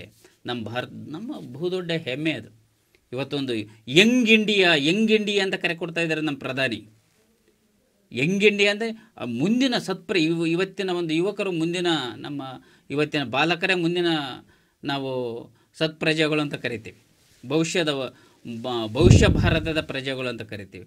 ಇವತ್ತಿನ ಒಂದು ಏನು ಯುವ ಪಡೆ ಇದೆ, ಯುವ ಪಡೆ ದೊಡ್ಡ ಶಕ್ತಿಯಾಗಿ ಭಾರತಕ್ಕೆ ವರದಾನ ಆಗುತ್ತೆ. ಎಲ್ಲ ಕ್ಷೇತ್ರದಲ್ಲಿ ಸಾಧನೆಯನ್ನು ಮಾಡಿದ್ದೀವಿ. ಹಿಂದಿನ ಕಾಲದಲ್ಲಿ ಸೈನ್ಯ ಎಷ್ಟಿತ್ತು ನಮ್ಮದು? ಇವತ್ತು 3 ಸೈನ್ಯ, ಭೂಸೇನೆ ಇರ್ಬೋದು, ವಾಯುಸೇನೆ ಇರ್ಬೋದು, ಅಥವಾ ನೌಕಾದಳ ಇರ್ಬೋದು, 3 ದಳದಲ್ಲಿ ಅತ್ಯಂತ ಬಲಿಷ್ಠವಾಗಿದೆ ನಮ್ಮ ಸೈನ್ಯ. ಇವತ್ತಿನ ಜನಸಂಖ್ಯೆ ಹೆಚ್ಚಾದಂಗೆಲ್ಲ ಭದ್ರತೆ ಆಗ್ತಾ ಇದೆ. ಹಿಂದಿನ ಒಂದು ಕಾಲಘಟ್ಟದಲ್ಲಿ ಯಾವ್ದಾರ ಒಂದು ದೇಶ ಇಮಿಡಿಯೇಟಾಗಿ ಘೋಷಣೆ ಮಾಡಿದರೆ ಯುದ್ಧವನ್ನು ಯೋಚನೆ ಮಾಡಬೇಕಾಯ್ತು. ಇವತ್ತು ಹಂಗೆ ಯೋಚನೆ ಮಾಡೋ ಸ್ಥಿತಿಯಲ್ಲಿಲ್ಲ. 3 ಆಯಾಮಗಳಲ್ಲಿ ನಾವು ಬಲಿಷ್ಠವಾಗಿದ್ದೀವಿ. ಬಿಕಾಸ್ ನಮ್ಮಲ್ಲಿರ್ತಕ್ಕಂಥ ಒಂದು ಯುವಶಕ್ತಿ ಅದು ದೇಶದ ಪ್ರಗತಿಗೆ ಪೂರಕವಾಗಿದೆ. ಜನಸಂಖ್ಯೆ ಸ್ಫೋಟ ಅಂದರೆ ನೀವು ಸಿಡಿಯೋದು ಅಂತಂತಂದ್ರಿ ಹೆಚ್ಚಳ ಆಗ್ತಕ್ಕಂಥದ್ದು, ಅಭಿವೃದ್ಧಿ ಆಗ್ತಕ್ಕಂಥದ್ದು ಅಷ್ಟೇ ಅದು. ಹಾಗಾಗಿ ಜನಸಂಖ್ಯೆ ಹೆಚ್ಚಳ ಏನಿದೆ ಅದು ದೇಶದ ಅಭಿವೃದ್ಧಿಗೆ ಪೂರಕ ಅಂತ ನನ್ನ ವಾದ. ಜನಸಂಖ್ಯೆ ಹೆಚ್ಚುತ್ತಾ ಇರೋದ್ರಿಂದ ಅದು ದೇಶದ ಅಭಿವೃದ್ಧಿಗೆ ಪೂರಕವಾಗಿದೆ ಅಂತ ಹೇಳಿದ್ರು. ಈಗ ನಾವು ಸ್ವಾತಂತ್ರ್ಯ ಚಳುವಳಿಯ ಒಂದು ಕಾಲಘಟ್ಟಕ್ಕೆ ಹೋಗಿದ್ದೆ ಆದಲ್ಲಿ ಅಲ್ಲಿ ಸ್ವಾತಂತ್ರ್ಯಕ್ಕಾಗಿ ಹೋರಾಟ ಮಾಡಿ ಸತ್ತಂಥವರು ಸಾವಿರಾರು ಸಂಖ್ಯೆಯಲ್ಲಿ ಅಂತ ನಾವು ಹೇಳ್ತೀವಿ. ಆದರೆ ಅದಕ್ಕೆ ಒಂದು ನಿಗದಿತ ಸಂಖ್ಯೆಯನ್ನು ಕೂಡ ಗಣತಿ ಮಾಡಿ ಇಟ್ಟಿದ್ದಾರೆ. 6.5 ಲಕ್ಷ ಜನರು ತಮ್ಮ ಪ್ರಾಣ ತ್ಯಾಗವನ್ನು ಮಾಡಿ ನಮಗೆ ಸ್ವತಂತ್ರವನ್ನು ತಂದುಕೊಟ್ಟಿದ್ದಾರೆ. ಅಲ್ಲಿ ಜನಸಂಖ್ಯೆ ನಮಗೆ ವರವಾಗಿ ಪರಿಣಮಿಸ್ತು ಅಂತ ನಾವು ತಿಳ್ಕೊಬೋದು. ಯಾಕೆ ಅಂದರೆ ನಮ್ಮ ದೇಶ ಅಭಿವೃದ್ಧಿ ಕಾಣಬೇಕು ಅಂದರೆ ಮೊದಲು ನಮಗೆ ಸ್ವತಂತ್ರ ಬೇಕಿತ್ತು. ಆ ಸ್ವತಂತ್ರವನ್ನು ತಂದುಕೊಡೋದ್ರಲ್ಲಿ ಈ ಜನಸಂಖ್ಯೆ ಪೂರಕವಾಗಿ ಕೆಲಸ ಮಾಡಿದೆ ಅನ್ನೋ ನಿಟ್ಟಿನಲ್ಲಿ ಕೊಟ್ರೇಶ್ ಸರ್ ಅವರು ತಮ್ಮ ವಾದವನ್ನು ಮಂಡನೆ ಮಾಡಿದ್ದಾರೆ. ಇನ್ನೊಂದು ರೀತಿಯಲ್ಲಿ ನೋಡಲಿಕ್ಕೆ ಹೋದರೆ ಈ ಪುರಾಣದಲ್ಲಿ ತಗೊಂಡಾಗ ಶಕುನಿಯನ್ನು ತಗೊಂಡಾಗ ಶಕುನಿ ಮತ್ತು ಸಹೋದರರು ಸೆರೆಮನೆ ವಾಸಕ್ಕೆ ಒಳಗಾಗಿರ್ತಾರೆ. ಆ ಸೆರೆಮನೆ ವಾಸಕ್ಕೆ ಬಂದಾಗ ಹಿಡಿ ಅನ್ನ ಕೊಟ್ಟುಬಿಟ್ಟು ಹಂಚ್ಕೊಂಡು ತಿನ್ನಿ ಅಂತ ಹೇಳಿರ್ತಾರೆ. ಆ ಹಿಡಿ ಅನ್ನವನ್ನು ಅಷ್ಟು ಜನಕ್ಕೆ ಹಂಚ್ಲಿಕ್ಕೆ ಆಗೋದಿಲ್ಲ ಅಂತ ಹೇಳಿ ಎಲ್ಲರೂ ತಮ್ಮ ಹಿಡಿ ಅನ್ನವನ್ನು ಶಕುನಿಗೆ ಕೊಟ್ಟು ಅವನ ಜೀವನ ಉಳಿಸಿ ಮುಂದೆ ಏನದು ಕುರುಕ್ಷೇತ್ರ ಆಗಲಿಕ್ಕೆ ಅದೊಂದು ಕಾರಣ ಆಯಿತು ಅಂತ ಹೇಳ್ಬೋದು. ಅಲ್ಲಿ ಯಾಕೆ ಹಿಡಿ ಅನ್ನನ ಹಂಚ್ಲಿಕ್ಕೆ ಆಗಲಿಲ್ಲ ಅಂದರೆ ಆ ಒಂದು ಸಂದರ್ಭದಲ್ಲಿ ಅಲ್ಲಿ ನಮ್ಮ ಅಗತ್ಯಕ್ಕೆ ಇದ್ದಂಥ ವಸ್ತುವಿಗೆ ಅಲ್ಲಿನ ಜನಸಂಖ್ಯೆ ಹೆಚ್ಚಾಗಿತ್ತು ಅಂತ. ಈ ಒಂದು ದೃಷ್ಟಿಯಲ್ಲಿ ತಗೊಂಡಾಗ ನಮ್ಮ ಸಂಪನ್ಮೂಲ ಎಷ್ಟಿದೆ, ನಮ್ಮ ದೇಶ ಅಭಿವೃದ್ಧಿ ಆಗಬೇಕು ಅಂದರೆ ಅಲ್ಲಿ ಇರೋವಂಥ ಸಂಪನ್ಮೂಲಗಳು ಎಷ್ಟಿದೆ, ಅದನ್ನು ಬಳಕೆ ಮಾಡಬೇಕಾದಂಥ ಬಳಕೆದಾರರಾದಂಥ ಮಾನವ ಸಂಪನ್ಮೂಲ ಅದೆಷ್ಟಿದೆ, ಇದನ್ನು ಲೆಕ್ಕಾಚಾರ ಹಾಕಿದಾಗ ಈ ಜನಸಂಖ್ಯಾ ಸ್ಫೋಟ ದೇಶದ ಅಭಿವೃದ್ಧಿಗೆ ಮಾರಕವೋ ಅಥವಾ ಪೂರಕವೋ ಅಂತ ಬಂದಾಗ ಮಾರಕ ಅಂತ ಹೇಗೆ ಹೇಳ್ತೀರಾ ಸರ್ ಪ್ರಕಾಶ್ ಸರ್? ಸಮಸ್ತ ಶ್ರೀ ಬಸವ ಟಿವಿ ವೀಕ್ಷಕರಿಗೆ ಶರಣಾರ್ಥಿಗಳನ್ನು ಹೇಳ್ತಾ ಇವತ್ತು ಜನಸಂಖ್ಯಾ ಸ್ಫೋಟ ಅಭಿವೃದ್ಧಿಗೆ ಮಾರಕ ಅನ್ನೋ ವಿಷಯದ ಬಗ್ಗೆ ಮಾತಾಡ್ತಾ ಇದ್ದೀನಿ. ನಮ್ಮ ಕೊಟ್ರೇಶ್ ಅವರು ಹೇಳ್ತಾ ಇದ್ರು ಸ್ವಾತಂತ್ರ್ಯ ಹೋರಾಟ ಯುದ್ಧದ ಬಗ್ಗೆ ಹೇಳಿದರು, ಮತ್ತು ಕಲ್ಪನಾ ಚಾವ್ಲಾ ಸಾಧಕರು. ಈ ಸ್ವಾತಂತ್ರ್ಯ ಹೋರಾಟಗಾರಕ್ಕೂ ಈ ಜನಸಂಖ್ಯೆ ಹೆಚ್ಚಳಕ್ಕೂ ಏನು ಸಂಬಂಧ ಗೊತ್ತಾಗಲಿಲ್ಲ. ಯಾಕಂದರೆ ಜನಸಂಖ್ಯೆ ಕಡಿಮೆ ಇರತಕ್ಕಂಥ ಒಂದು ದೇಶಗಳಲ್ಲೂ ಕೂಡ ಸ್ವಾತಂತ್ರ್ಯ ಹೋರಾಟ ಮಾಡಿ ತಮ್ಮ ದೇಶಗಳನ್ನು ರಕ್ಷಣೆ ಮಾಡ್ಕೊಂಡಿದ್ದಾರೆ. ಹಾಗಾಗಿ ಭಾರತ ಒಂದೇ ಇದಕ್ಕೆ ಎಕ್ಸಾಂಪಲ್ ಅಲ್ಲ. ಭಾರತದಲ್ಲಿ ಜನಸಂಖ್ಯೆ ಹೆಚ್ಚಾಗ್ಲಿಂದ್ರೆ ನಮಗೆ ಸ್ವಾತಂತ್ರ್ಯ ಸಿಕ್ಕಿದೆ ಅನ್ನೋದು ಅದು ಪಳ್ಳುವಾದ. ಆಮೇಲೆ ಸಾಧಕರು ಜನಸಂಖ್ಯೆ ಹೆಚ್ಚಳದಿಂದಲೇ ಸಾಧಕರು ನಮಗೆ ಸಿಕ್ಕಿದೆ, ಅದು ಸುಳ್ಳು. ಅಮೆರಿಕದಲ್ಲಿ ನೋಡಿ ಸಾಕಷ್ಟು ವಿಜ್ಞಾನಿಗಳು, ತುಂಬ ಇಂಗ್ಲೆಂಡ್ನಂತಹ ದೇಶಗಳಲ್ಲಿ, ಜಪಾನ್ ಅಂತ ಕಡಿಮೆ ಜನಸಂಖ್ಯೆಗಳಲ್ಲಿ ಸಾಕಷ್ಟು ಜನ ಸಾಧಕರಿದೆ. ಇದಕ್ಕೆ ಜನಸಂಖ್ಯೆ ಹೆಚ್ಚಳಕ್ಕೂ ಇದಕ್ಕೂ ಆ ಸಂಬಂಧನೇ ಇಲ್ಲ ಇರತಕ್ಕಂಥ ಪೊಳ್ಳುವಾದ ಅಂತ ನನಗನ್ನಿಸ್ತು. ಆಮೇಲೆ ಬಂದೂಕಿನಿಂದ ಗುಂಡು ಸುಡಿಯಬೇಕೆಂದಿಲ್ಲ, ನೆಲದ ಮೇಲೆ ಬಾಂಬು ಸ್ಫೋಟಿಸಬೇಕೆಂದಿಲ್ಲ. ಜನಸಂಖ್ಯಾ ಸ್ಫೋಟ ಒಂದೇ ಸಾಕು ಆಹಾರದ ಸಮಸ್ಯೆಗೆ, ಶಿಕ್ಷಣದ ದುಸ್ಥಿತಿಗೆ, ಆರೋಗ್ಯದ ಅವ್ಯವಸ್ಥೆಗೆ, ಅಭಿವೃದ್ಧಿ ನಾಶಕ್ಕೆ. ಇಷ್ಟೇ ಸಾಕು. ಇನ್ನು ಇವೆಲ್ಲ ತಿಂದಾಗ್ತಿರ್ತಕ್ಕಂಥದ್ದು ಇವತ್ತು ಜನಸಂಖ್ಯೆ. ಸರ್, ನಮ್ಮ ಒಂದು ಭೂಮಿಯನ್ನು ತೆಗೆದುಕೊಂಡಾಗ ನಾವು ಬದುಕಲಿಕ್ಕೆ ಇರ್ತಕ್ಕಂಥ ನೆಲ 1/3 ಭಾಗದಷ್ಟೇ. ಇನ್ನು ಮಿಕ್ಕಿರ್ತಕ್ಕಂಥ ಭಾಗ ಎಲ್ಲ ನೀರಿನಿಂದ ಆವೃತವಾಗಿರದೆ ಅಂತಕ್ಕಂಥದ್ದು ನಾನು ವಿಶೇಷವಾಗಿ ಮತ್ತೆ ಹೇಳಬೇಕಾಗಿಲ್ಲ. ಆ ನೆಲದಲ್ಲಿಯೇ ವಾಸಕ್ಕೆ ಯೋಗ್ಯವಾಗಿಲ್ಲಿರ್ತಕ್ಕಂಥ ಫೊಲೀರಿಯಾ ಅಂತಕ್ಕಂಥ ಅಂಟಾರ್ಟಿಕಾ, ಗ್ರೀನ್ಲ್ಯಾಂಡು, ಅಲಸ್ಕಾರ, ಸಹಾರಾ ಮರುಭೂಮಿ, ಆಮೇಲೆ ಕೆನಡಾದ ಬಹುಪಾಲಿನ ನೆಲ, ಆಮೇಲೆ ಅರೇಬಿಯನ್ ಮರುಭೂಮಿ, ಅಮೆಜಾನ್ ಕಾಡುಗಳು, ಆಫ್ರಿಕಾದ ದಟ್ಟ ಕಾಡುಗಳು, ಇವ್ಯಾವು ಕೂಡ ಮಾನವನ ವಾಸಕ್ಕೆ ಇಲ್ಲದೆ ಇರ್ತಕ್ಕಂಥ ಭೂಮಿ. ಇರ್ತಕ್ಕಂಥ ಭೂಮಿಯಲ್ಲಿ ನಮಗೆ ವಾಸಕ್ಕೆ ಯೋಗ್ಯವಾಗಿರ್ತಕ್ಕಂಥದ್ದು, ಕೃಷಿಗೆ ಯೋಗ್ಯವಾಗಿರ್ತಕ್ಕಂಥದ್ದು ಬರೀ 10 ಭಾಗದಷ್ಟು. ಪ್ರಪಂಚದ 95% ಜನಸಂಖ್ಯೆ ಈ 10 ಭಾಗದ ಭೂಮಿ ಮೇಲೆ ವಾಸವಾಗಿದೆ. ಇದು ಗಂಭೀರವಾಗಿ ಯೋಚನೆ ಮಾಡ್ತಕ್ಕಂಥ ಒಂದು ಸ್ಥಿತಿ ನಮಗೆ ಈಗಿನ ಕಾಲದಲ್ಲಿ ಬಂದಿದೆ. ಅವ್ರು ಯಾವುದೋ ಒಂದು ಹೇಳಿ ಮಳೆ ಬಂದರೆ ಹೆಚ್ಚಾಗಲ್ಲ, ಮಕ್ಕಳು ಅದು ನಗು ಬಂತು. 10ನೇ ಭಾಗದಲ್ಲಿ ಇಷ್ಟೊಂದು ಕೇಂದ್ರೀಕೃತವಾಗಿರ್ತಕ್ಕಂಥ ಜನಸಂಖ್ಯೆ ಇದೆ ಅಂತಂದರೆ ನಮಗೆ ಅನ್ಯಗ್ರಹ ಎಲ್ಲಿದೆ ಸ್ವಾಮಿ? ಎಲ್ಲಿ ವಾಸಕ್ಕೆ ಅನ್ಯಗ್ರಹ ಎಲ್ಲಿದೆ? ಇವತ್ತು ಈ ಜನಸಂಖ್ಯಾ ಸ್ಫೋಟ ಎಷ್ಟಿದೆ ಅಂತಂದರೆ, ಇವತ್ತು ಹೇಳ್ತಾ ಇದೆ ಒಂದು ಅಧ್ಯಯನ ಸಂಸ್ಥೆ, ವಿಶ್ವದ ಜನಸಂಖ್ಯೆ ಇವತ್ತು 770 ಕೋಟಿ ದಾಟಿದೆ. 770, 2018 ವರದಿ ಪ್ರಕಾರ ವಿಶ್ವದ ಜನಸಂಖ್ಯೆ 770 ಕೋಟಿ ದಾಟಿದೆ. ಇನ್ನು ಒಂದು ವಿಜ್ಞಾನಿಗಳ ತಂಡ ಹೇಳ್ತಾ ಇದೆ, ಭೂಮಿ ಮೇಲೆ ಇರ್ತಕ್ಕಂಥ ಭೂಮಿಯಲ್ಲಿ 1,000 ಕೋಟಿ ಏನಾದರೂ ದಾಟ್ತು ಅಂತಂದರೆ ಇಡೀ ಭೂಮಿನೇ ಅಲ್ಲೋಲ ಕಲ್ಲೋಲ ಆಗುತ್ತೆ ಅಂತಕ್ಕಂಥ ಒಂದು ಮಾಹಿತಿನೂ ಕೂಡ ಇರುತ್ತೆ. ಅದು ಜಾಸ್ತಿ. ಈಗ 1 ಲೀಟ್ರ್ ಕ್ಯಾನಲ್ಲಿ ಎಷ್ಟು ಲೀಟ್ರ್ ಹಾಕಬೇಕು? 1 ಲೀಟ್ರ್ ಮಾತ್ರ ಹಾಕಬೇಕು. ಅದಕ್ಕಿಂತ ಜಾಸ್ತಿ ಹಾಕಿದರೆ ಏನಾಗುತ್ತೆ? ನಾಶ ಆಗುತ್ತೆ, ಅದು ಉಳಿಯಲ್ಲ ಅಲ್ಲಿ. ಅದು ಒಂದು ಅಧ್ಯಯನ ತಂಡ ಹೇಳ್ತಾ ಇದೆ, ಇಡೀ ವಿಶ್ವದಲ್ಲಿ, ಇಡೀ ಭೂಮಿಯಲ್ಲಿ 1000 ಕೋಟಿ ಜನಸಂಖ್ಯೆ ದಾಟ್ತು ಅಂತಂದರೆ ನಿಮ್ಮ ಒಂದು ನಮ್ಮ ಗೋರಿಗೆ ನಾವೇ ಒಂದು ಗುಂಡಿ ತೊಳ್ಕೊಳಂಗಾಗುತ್ತೆ. ಈ ಥರದ ಒಂದು ಜನಸಂಖ್ಯೆ ಸ್ಫೋಟ ಎಲ್ಲಿ ಅಭಿವೃದ್ಧಿ ಆಗ್ತಾ ಇದೆ? ಅವ್ರು ಹೇಳ್ತಾರೆ ಯಾವುದೋ ಒಂದು ಇದಕ್ಕೆ ಕಟ್ಕೊಂಡು ಅಲ್ಲಿ ಹೋದರೆ ಇಲ್ಲಿ ಎಲ್ಲಿ ಬದುಕೋಕೆ ನೆಲನೇ ಇಲ್ಲ, ಕೃಷಿಗೆ ಯೋಗ್ಯವಾಗಿರ್ತಕ್ಕಂಥ ಭೂಮಿನೇ ಇಲ್ಲ. ಇವತ್ತು ಎಷ್ಟು ಜನಸಂಖ್ಯೆ ದಾಟಿದೆ ಅಂತಂದ್ರೆ ಆ ಜನಸಂಖ್ಯೆಗೆ ಪೂರಕವಾಗಿರ್ತಕ್ಕಂಥ ಆಹಾರವನ್ನು ಪೂರೈಸಲಿಕ್ಕೆ ಇವತ್ತು ಔಷಧಿಯುಕ್ತ ಆಹಾರವನ್ನು ಸೇವಿಸಿ ಮಾಡ್ತಾ ಇದೀವಿ. ಏನು ಸಮುದ್ರವನ್ನ ಆಳವನ್ನು ಹುಡುಕ್ತಾ ಇದ್ದೀವಿ, ಮೀನುಗಳನ್ನ ಸಿಕ್ಕಂತ ಪ್ರಾಣಿಗಳನ್ನ ತಿಂತಕ್ಕಂಥ ಒಂದು ಪರಿಸ್ಥಿತಿ ಬಂದಿದೆ. ಇಷ್ಟೆಲ್ಲ ಇದ್ರೂ ಕೂಡ ಅದು ಹೇಗೆ ಜನಸಂಖ್ಯೆ ದೇಶದ ಅಭಿವೃದ್ಧಿಗಂತೂ ಆಗೋದಿಲ್ಲ, ಅದು ದೇಶದ ನಾಶಕ್ಕೆ ಕಾರಣವಾಗುತ್ತೆ. ಇವತ್ತು ಅಪರಾಧಗಳ ಸಂಖ್ಯೆ ಜಾಸ್ತಿ ಆಗ್ತದೆ, ಭಯೋತ್ಪಾದನೆ ಯಾಕೆ ಜಾಸ್ತಿ, ಇದು ಜನಸಂಖ್ಯೆ ಕೊಡುಗೆ ಇದು. ಯಾಕಂದ್ರೆ ಅಲ್ಲಿ ಅವ್ರು ನೆಲೆಸಲಿಕ್ಕೆ ನಿರುದ್ಯೋಗದ ಸಮಸ್ಯೆ ಇದೆ. ಇವತ್ತು ಪಾಕಿಸ್ತಾನ ಅಂತ ದೇಶ ನೋಡ್ಬೋದು ಮೇಡಮ್, ಅಲ್ಲಿ ಇರ್ತಕ್ಕಂಥ ಕೆಲವೇ ಪ್ರದೇಶದ ಭೂಮಿಯ ವಿಸ್ತೀರ್ಣ ಎಷ್ಟಿದೆಯೋ ಅದಕ್ಕಿಂತ ಜನಸಂಖ್ಯೆ ಸ್ಫೋಟ ಆಗ್ಬಿಟ್ಟು ಅಲ್ಲಿನ ಯುವಕರು ಇವತ್ತು ಭಯೋತ್ಪಾದನೆಗಳಿತಿದ್ದಾರೆ. ಯಾಕೆ ಇದೆಲ್ಲ ಜನಸಂಖ್ಯೆ ಸ್ಫೋಟ? ಅಲ್ಲಿಗೆ ಸರ್ಕಾರ ಏನು ಮಾಡ್ತಾ ಇದೆ ಇವತ್ತಿನ ಪರಿಸ್ಥಿತಿಯಲ್ಲಿ, ಆ ಪಾಕಿಸ್ತಾನದಲ್ಲಿ ನೀವು ನೋಡಿರ್ಬೋದು, ನ್ಯೂಸಲ್ಲೆಲ್ಲ ತೋರಿಸ್ತಾ ಇದೆ ಎಷ್ಟು ಪ್ರವಾಹ ಬಂದಿದೆ ಅಂತಂದ್ರೆ ಆ ಜನಸಂಖ್ಯೆಗೆ ಪೂರಕವಾಗಿರ್ತಕ್ಕಂಥ ಆಹಾರವನ್ನು ಪೂರೈಕೆ ಮಾಡೋಕ್ಕಾಗ್ತಾ ಇಲ್ಲ. ಅಷ್ಟು ಮಟ್ಟಿಗೆ ಆ ಜನಸಂಖ್ಯೆ ತೋರಿ ಯಾವುದು ಸರ್ಕಾರ ಆಗಲಿ ಅಲ್ಲಿನ ನಾಯಕರೇ ಆಗಲಿ ಈ ಕೈ ಕಟ್ಕೊಂಡು ಕೂತ್ಕೊಂಡ್ಬಿಟ್ಟಿದ್ದಾರೆ. ವಿದೇಶಗಳಲ್ಲಿರ್ತಕ್ಕಂಥ ಜನಗಳು ಕೂಡ ಅವರಿಗೆ ಆಹಾರವನ್ನು ಪೂರೈಕೆ ಮಾಡ್ತಾ ಇಲ್ಲ. ಯಾಕಂತಂದ್ರೆ ಎಲ್ಲಿ ತನಕ ಸಾಯ್ತೀರಾ ನೀವು, ಎಲ್ಲಿ ತನಕ ನಾವು ಕೊಡ್ಲಿ? ಅವ್ರವ್ರ ಜನಸಂಖ್ಯೆ ಅಲ್ಲಿ ನಿಯಂತ್ರಣ ಮಾಡೋದೇ ಕಷ್ಟ ಆಗ್ಬಿಡುತ್ತೆ. ಆಹಾರದ ಸಮಸ್ಯೆ ಇವತ್ತು ಎಷ್ಟಾಗಿದೆ ಅಂತಂದ್ರೆ ಇನ್ನು 2050 ಹಸಿವಿನಿಂದ ಸಾಯ್ತಕ್ಕಂಥ ಸಂಖ್ಯೆನೂ ಕೂಡ ಹೆಚ್ಚಾಗಿದೆ ಅಂತಕ್ಕಂಥ. ಈಗಾಗಲೇ ಪರರ ಅನ್ನವನ್ನ ಕಿತ್ಕೊಂಡು ತಿನ್ನೋ ಪರಿಸ್ಥಿತಿ ಬಂದಿದೆ. ಮುಂದೆ ಆ ಒಂದು ಪರರ ಅನ್ನವನ್ನು ಕಿತ್ಕೊಂಡು ತಿನ್ನೋ ಅವಕಾಶನೂ ಇರೋದಿಲ್ಲ. ಯಾಕೆಂದ್ರೆ ಅನ್ನನೇ ಇಲ್ಲದೆ ಸಾಯ್ಬೇಕಾಗಿ ಬರುತ್ತೆ ಅನ್ನೋ ಒಂದು ವಿಚಾರವನ್ನ ಹೇಳ್ತಿದ್ದೀರಾ. ದೇಶದ ಅಭಿವೃದ್ಧಿಗೆ ಇದು ಸಹಾಯಕ ಆಗುತ್ತೆ ಅಂತ ಹೇಳ್ತಾರಲ್ಲ, ಮಾರಕವೇ ಆಗತ್ತೆ ಅಂತ ಹೇಳ್ತಿದ್ದೀರಾ. ಜನಸಂಖ್ಯಾ ಸ್ಫೋಟದಿಂದ ಬರೀ ಸಮಸ್ಯೆನೇ ಉಲ್ಬಣ ಆಗ್ತಾ ಇದೆ. ಅದರಲ್ಲೂ ಕೂಡ ಮುಖ್ಯವಾಗಿ ಇರುವಂತಹ ಸಮಸ್ಯೆಗಳು ಆಹಾರ ಸಮಸ್ಯೆ ಇರ್ಬೋದು, ಉದ್ಯೋಗದ ಸಮಸ್ಯೆ ಇರ್ಬೋದು. ಅದರ ನಡುವೆ ಜನರ ನಡುವೆನೇ ಕಿತ್ತಾಟಗಳು, ಭಯೋತ್ಪಾದನೆಯಂತಹ ಭಯಾನಕ ಕೃತ್ಯಗಳು ಈಗ ನಡೀತಾ ಇದೆ. ಇದಕ್ಕೆಲ್ಲ ಕಾರಣ ಜನಸಂಖ್ಯೆನೇ. ಜನಸಂಖ್ಯೆ ಹಿತಿಮಿತಿಯಲ್ಲಿದ್ದಿದ್ರೆ ಇದು ಯಾವುದು ಕೂಡ ಸಂಭವಿಸ್ತಾ ಇರಲಿಲ್ಲ. ಯಾಕೆಂದ್ರೆ ಎಲ್ಲರಿಗೂ ಸಂಪನ್ಮೂಲ ಸಮಾನವಾಗಿ ಹಂಚಿಕೆ ಆಗ್ತಾ ಇತ್ತು ಅನ್ನೋ ಒಂದು ನಿಟ್ಟಿನಲ್ಲಿ ವಾದ ಮಾಡಿದಂತಹ ಪ್ರಕಾಶ್ ಸರ್ ಅವರ ವಾದಕ್ಕೆ ತಮ್ಮ ಪ್ರತಿವಾದ ಏನು ಸರ್? ಪ್ರಸನ್ನ ಸರ್. ಸಮಸ್ತ ಬಸವ ಟಿವಿ ವೀಕ್ಷಕರಿಗೆ ಶರಣಾರ್ಥಿ. ಜನಸಂಖ್ಯಾ ಸ್ಫೋಟ ಅಭಿವೃದ್ಧಿಗೆ ಮಾರಕವೋ ಪೂರಕವೋ? ಖಂಡಿತವಾಗ್ಲೂ ಪೂರಕ. ಯಾಕಂದರೆ ನಮ್ಮ ಗುರುಗಳು ಹೇಳಿರು, ಮಳೆ ಬಂದರೂ ಕೇಡೆ, ಮಕ್ಕಳಾದ್ರೂ ಕೇಡೆ ಅಂತ. ಖಂಡಿತ ನಿಜ. ಯಾಕಂದರೆ 2019 ಭಾರತದ ಫಲವತ್ತೆ ದರ 2.2 ಇತ್ತು. ಹೊಸ ತಲೆಮಾರಿನ ಸೃಷ್ಟಿ 2.1, ಈಗಲೂ ಅಷ್ಟೇ ಮುಂದುವರಿತಾ ಇದೆ. ಆಮೇಲೆ ನಮ್ಮ ಗುರುಗಳು ಹೇಳಿರಲ್ಲ, 65.4% ಗ್ರಾಮೀಣ ಭಾರತದ ಜನಸಂಖ್ಯೆ, 33.6% ನಗರ ಜನಸಂಖ್ಯೆ. ಆದರೆ ನಾವೆಲ್ಲ ಖುಷಿ ಪಡಬೇಕು, ಹೆಮ್ಮೆ ಪಡಬೇಕು, ಭಾರತ ತರುಣರ ದೇಶ. 65% ಜನ 35 ವರ್ಷದ ಒಳಗಿನವರು. ಇದು ತರುಣರ ದೇಶ. ತರುಣರಂದ್ರೆ ಯಾರು? ದುಡಿಯೋರು. ಆಹಾರದ ಸಮಸ್ಯೆ ಹೆಚ್ಚಾಗುತ್ತೆ ಜನಸಂಖ್ಯೆ ಹೆಚ್ಚಾದ್ರೆ. ಅಂದರೆ 1947ರಲ್ಲಿ ನಾವು ಆಹಾರದ ವ್ಯವಸ್ಥೆಯಲ್ಲಿ ಎಲ್ಲಿದ್ದು? ಅನ್ಯ ದೇಶದ ಮುಂದೆ ಕೈ ಕಟ್ಕೊಂಡು ನಿಂತಿದ್ದು. ಈಗೆಲ್ಲಿದ್ದೀವಿ? ಮಳೆ ಬಂದು 20 ವರ್ಷ ಆಯ್ತು, 136 ಕೋಟಿ ಜನಕ್ಕೆ ಉಚಿತ ಆಹಾರ ಕೊಡ್ತಾ ಇದ್ದೀವಿ. ಜಗತ್ತಿನ ಯಾವುದಾದ್ರು ದೇಶಕ್ಕೆ ಆಹಾರ ಸಮಸ್ಯೆ ಆದರೆ ನಾವು ಮುಂದೆ ನಿಂತಿರ್ತೀವಿ. ಇದು ಆಮೇಲೆ ಇನ್ನೊಂದು ವಿಷಯ ಹೇಳಕ್ಕೆ ಇಷ್ಟಪಡ್ತೀನಿ.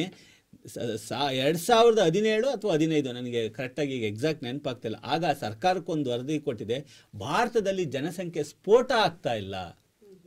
ಸ್ಫೋಟ ಅಂದರೆ ಬೇರೆ, ಜನಸಂಖ್ಯೆ ಹೆಚ್ಚಾಗ್ತಾ ಇದೆ, ಇರುವ ಮೂಲ ಜನಸಂಖ್ಯೆಗೆ ಹೆಚ್ಚಾಗ್ತಾ ಇದೆ. ಆದರೆ ಅದು ಸ್ಫೋಟ ಅನ್ನೋ ಮಾತನ್ನ ನಾವು ಗಂಭೀರವಾಗಿ ಆಲೋಚಿಸಂಗಿಲ್ಲ. ಆಮೇಲೆ ನಮ್ಮ ತರುಣರು ಯಾವ ರೀತಿ ಇದ್ದಾರೆ ಅಂದರೆ, ಜಗತ್ತಿನ ಎಲ್ಲ ದೇಶಗಳು ಭಾರತವನ್ನು ಕೇಂದ್ರೀಕೃತವಾಗಿ ವ್ಯಾಪಾರವನ್ನು ಮಾಡಬೇಕು.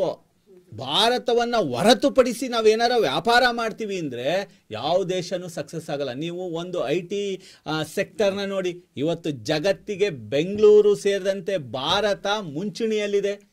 ಆಮೇಲೆ ಟೆಲಿಕಾಂ ವ್ಯವಸ್ಥೆ ನೋಡಿ, ಎಲ್ಲ ಕಂಪ್ನಿಗಳ ಕೇಂದ್ರ ಭಾರತನೇ ಆಗಿರುತ್ತೆ.